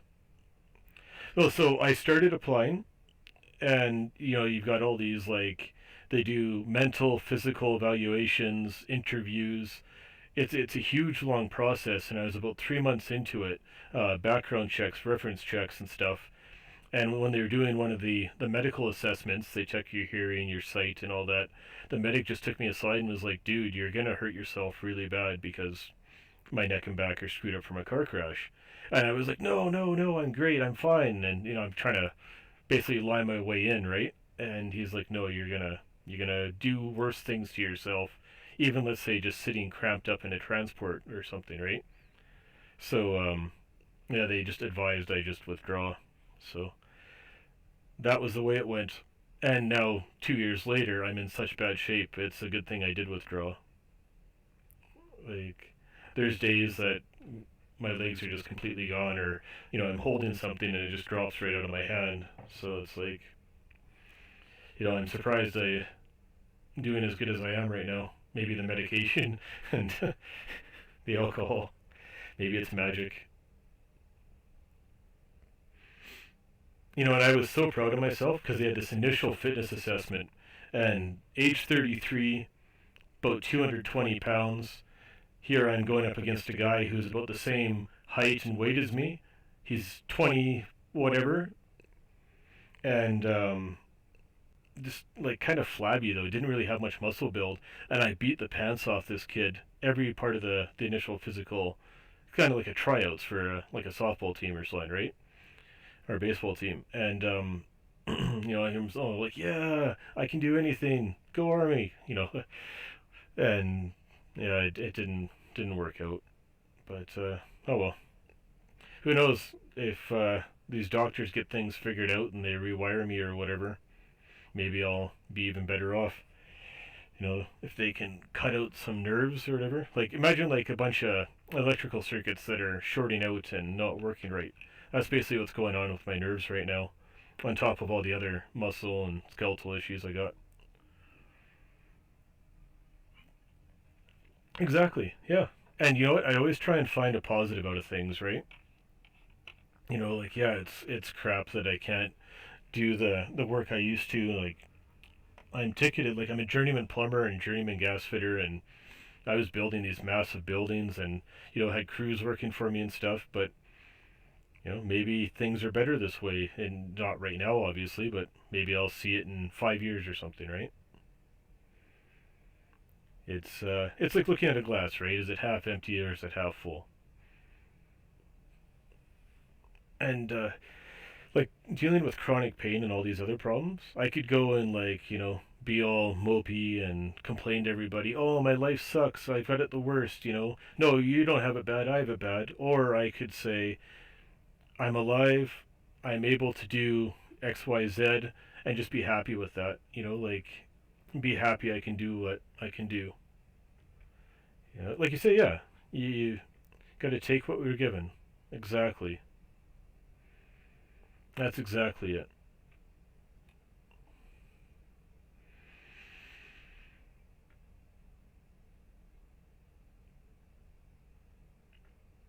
This guy's pretty cool. I don't know much about him, but he's out in Korea doing the craziest things. Like, he's sleeping in a tent on the side of a cliff. The next morning, oh, I'm going to pack everything up and rappel down the cliff and stuff. He does some cool stuff. Pretty darn cool. He doesn't have the best English, so sometimes in the comments he might not understand what you're saying, but it's still good. And he puts so much detail into the little stuff at the beginning of his videos. He's got like the not just the temperature like I like to do off my watch, but he's got like the humidity and the wind speed and everything like that. It's pretty neat.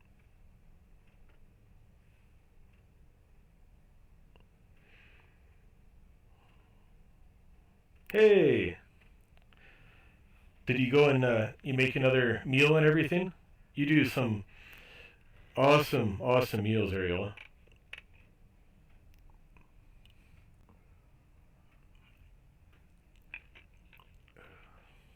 Oh yeah. Yeah, it's getting late there because you guys are an hour ahead, and then Ariel is like a day and an hour ahead.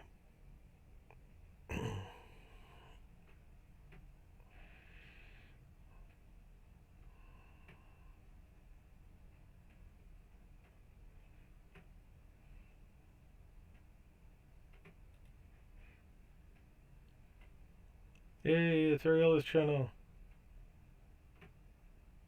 Oh, cool. That's really cool. I gotta try and figure out here. I guess I can see which ones I viewed here, but there was one that I just happened upon one day. I guess it was such a good video. Oh, on top of all these other cooking ones and stuff. 9 p.m. Okay. Yeah, right here. Watching the ducks and listening to the birds. I just thought, oh, that's so cool, right? Not enough people take the time to appreciate the small stuff.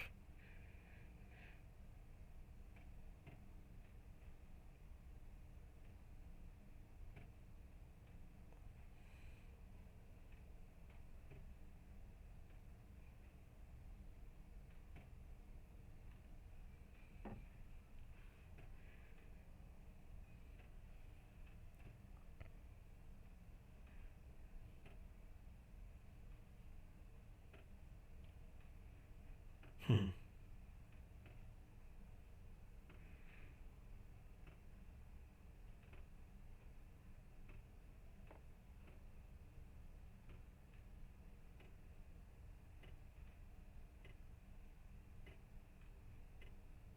There's so much variety of these dishes. So many different places around the world. It's like you go through these videos, and you got North America here and stuff, or you know, the biscuits and brown gravy. I honestly, like living here in Canada, never had biscuits and gravy until after I watched that, and I thought, oh, I gotta try it. I did a little variation to it, but it was great. All right, you take care, Walt. Thanks so much for hanging out. I really appreciate it.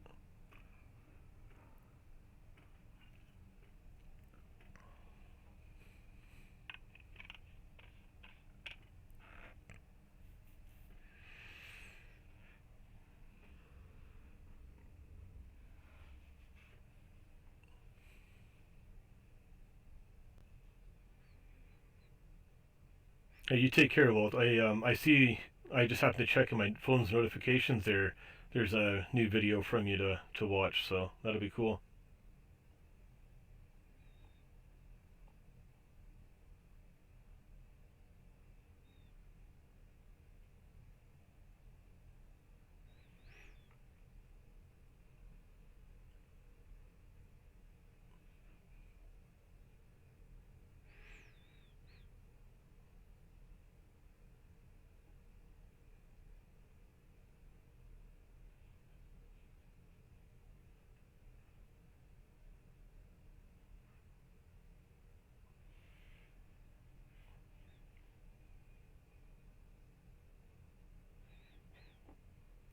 Where the heck was I?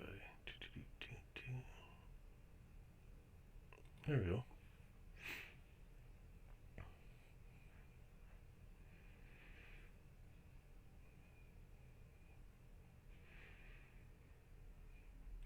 Now, Ariella, did you mention in the comments one time that you had been to Canada before? I can't remember if you had said that.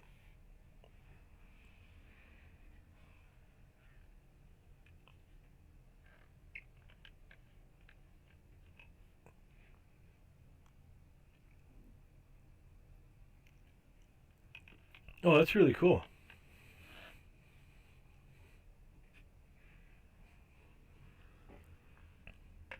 You definitely have quite the cooking knack, that's for sure. That's really neat. Or was it maybe somewhere in the U.S. that you visited? I can't remember if you've been to North America before. Okay, cool. Yeah, it's amazing. Like it's such a huge country, right? Three oceans, big bay, all the way up to the North Pole, and there's actually a little island wherever the heck it is here between Canada and Greenland that it's almost become a game where the one country, Denmark will come along and put a flag, we'll take down their flag, we'll put a flag up, and they keep hopping on that island. Is it maybe in the strait here or something? But it's a disputed chunk of land that each side keeps putting up flags over the years. Oh, cool. I haven't really been much on the east coast of the U.S., other than Georgia, but not even really to the coast, and mostly around the west side in the U.S. Yeah, I don't know, probably one of those things that you read online. You're about to Google something and those news stories pop up. There's some disputed island up in there that they, I don't know, do a friendly argument over.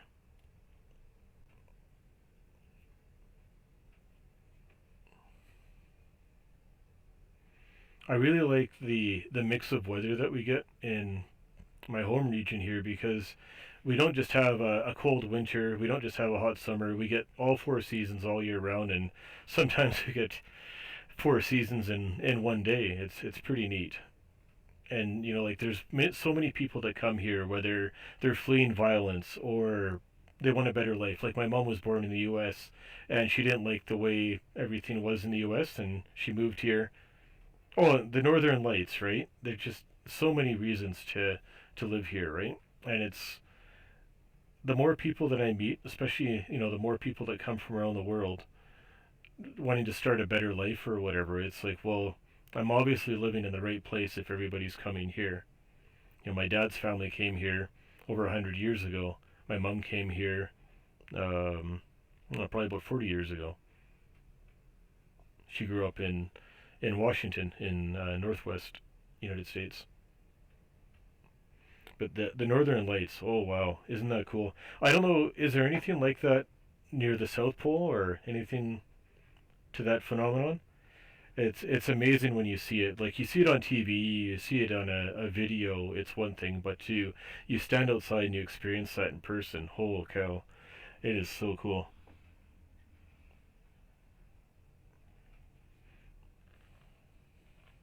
And like we were saying earlier, Banff is busy, but it's definitely like there's so many different places to see in and around Banff, A person's got to do it at least once.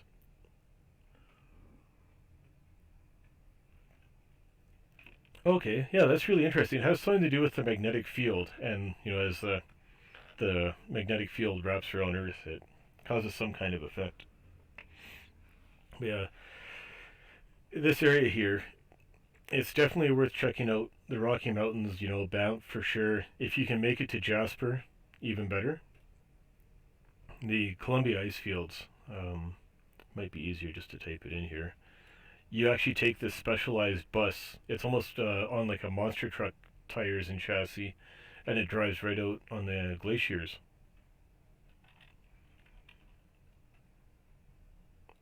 Not too far from the Saskatchewan River crossing. Okay, right here. And the Columbia River, which runs down in between the Washington and Oregon border, or is the Washington-Oregon border, is fed from the Columbia ice fields here. But yeah, you park down just off the highway, and they have a little information center and everything. You arrange to get on the tour bus, and they take you out here, and you're out in these massive, massive glaciers. Yeah, yeah, Australia doesn't go much more than 40, right? Okay. Yeah, like, my perception of it, it seems, oh, it's so far around the planet, but it's really not that far south. I think is even New Zealand even goes a little further south, I think. I guess I do have Google here.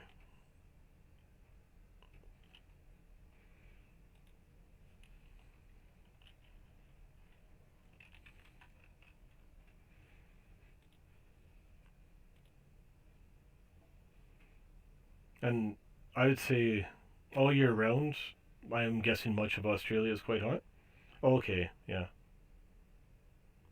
Oh, wow, yeah. It is quite a difference there. I'm just going to line that up better. But yeah, I'm guessing Australia, like you look at how arid it is. Oops, this way. It must get, or it must be hot quite throughout the year. It just looks so barren and yeah, just a big barren desert. I've seen some documentaries, these truckers that they got the road trains and that, and they just drive and drive and drive these long straight roads. It's crazy. Much, much different from other places, that's for sure. Like when I've been to Europe and it's, everything's all just zigzag and stuff. Horse and carriage days.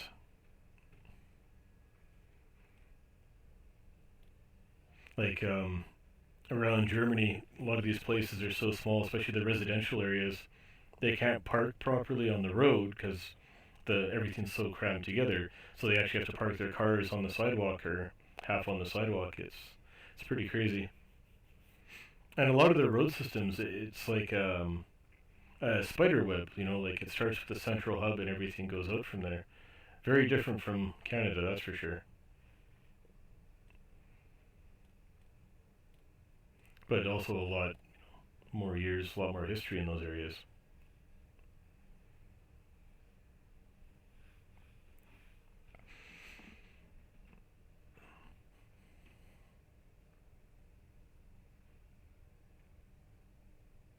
Oh wow, yikes! Yeah, and and see, it's like Eastern Canada. We always like to make fun of them. Like Toronto here is so far south compared to the rest of us, right?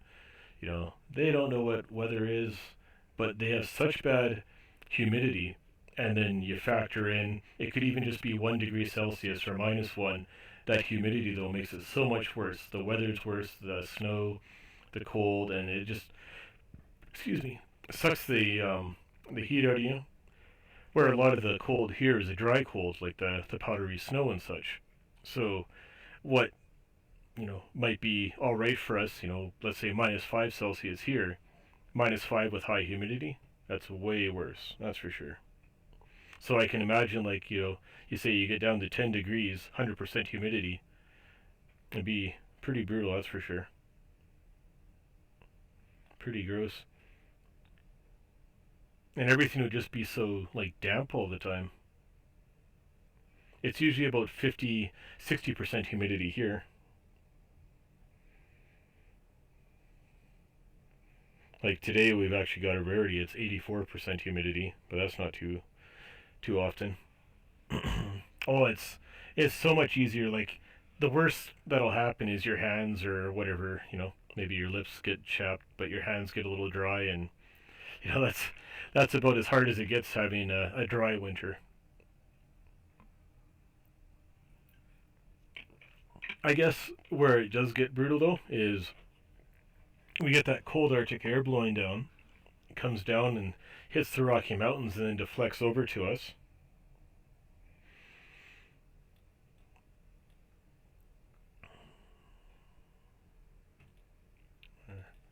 But yeah, so it blasts pretty much straight south, hits the Rocky Mountains, and then deflects to us. So we get this really cold, brutal winds, and almost all our weather comes from the north and the northwest. And it's ridiculous some of our wind chills we get.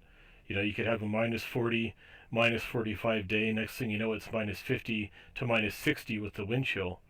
It can get very, very bad. Where, Toronto and whatever, we like to jest with them and make fun of them, but it's two totally different weather systems. You can't really compare them. It's apples and oranges.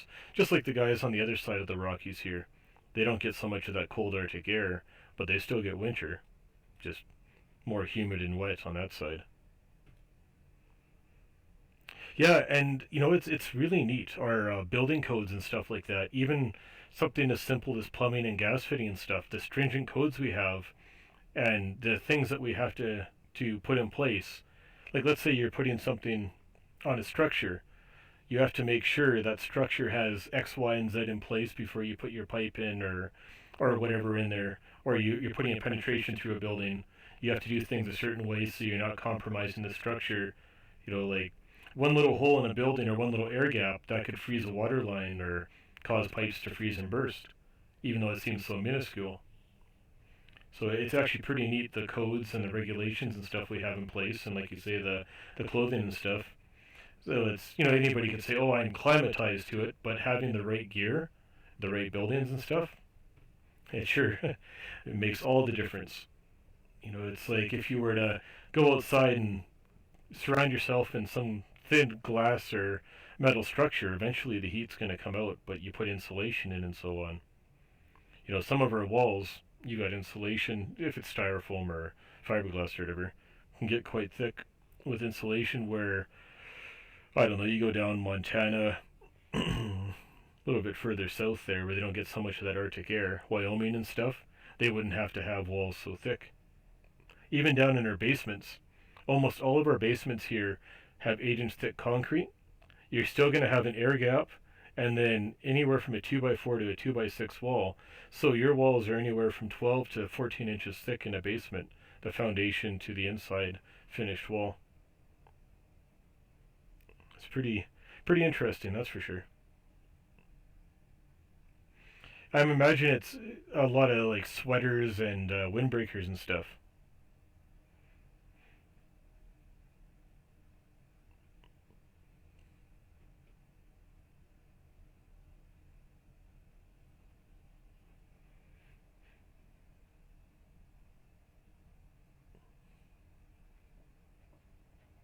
Here's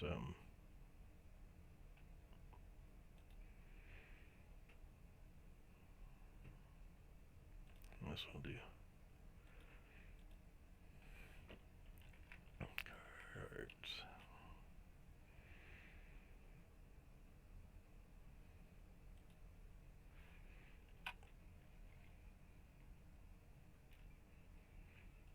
I try to remember the name of the coat that I'd wear back when I'd be doing construction.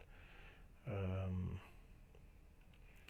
it's escaping me here, but it's such a good coat. It's durable and you're still easy to move around in. It's not too bulky that you can't work, but minus 40, minus 50 out, you can still get by. Oh, and synthetic too. And see, and that's where, well, I guess the synthetic would actually be good for the humidity, I guess.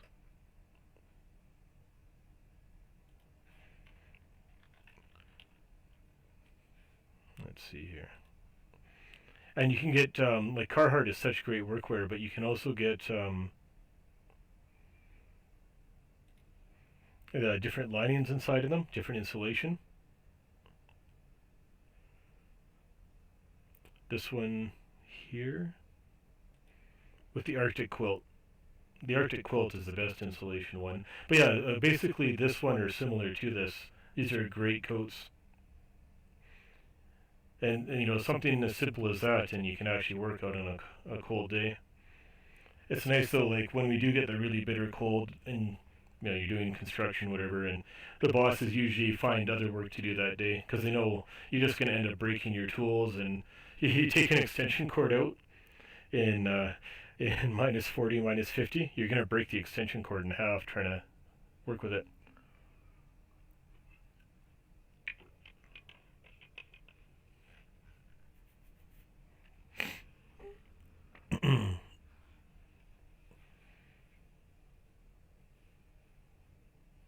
Sometimes even just layering up is really good. Like nowadays, doing this security work where you've got a uniform, I'll wear thermals, which basically like long underwear, and you wear an undershirt and stuff, and just wear a few layers up, and you're good to go because we're not outside so much as a mixture of inside and outside. Maybe you walk outside, do a patrol, or you're driving up to a site and you do a quick door check and you're back in the vehicle.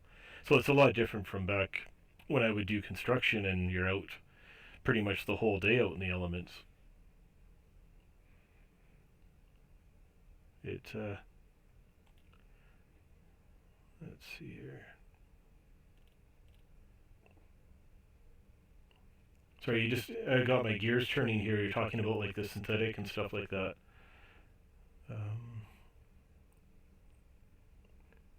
Trying to remember if he listed on the site here the material that he uses. Mine just is water resistant. But like like you say, it gets quite humid and stuff there, so that's pretty cool. But I think I'm gonna have to wrap it up here, and I've been on here piddling around forever. I really appreciate you taking the time to come and not just join, but take care of what you had to and come back. I greatly appreciate that. That's just awesome. So if anybody's thumbing through the replay later on and they're just checking out this video in the future, sub to this channel. Ariel is the best. You make such amazing food, and every time I'm watching it, I'm just fascinated. You do such a good job making it and everything, and it's detailed, right? Like you can follow along making it at home. It's really good. Well made videos and well made food.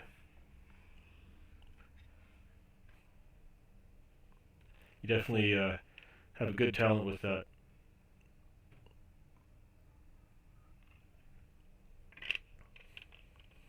You're welcome. Well, thank you so much for joining and helping me ring in the new year. Here's to a great 2020, and you take care of yourself, and have a great day.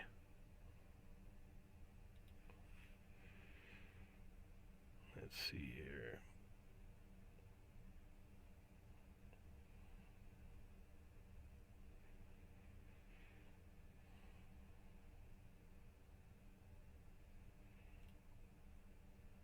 See ya.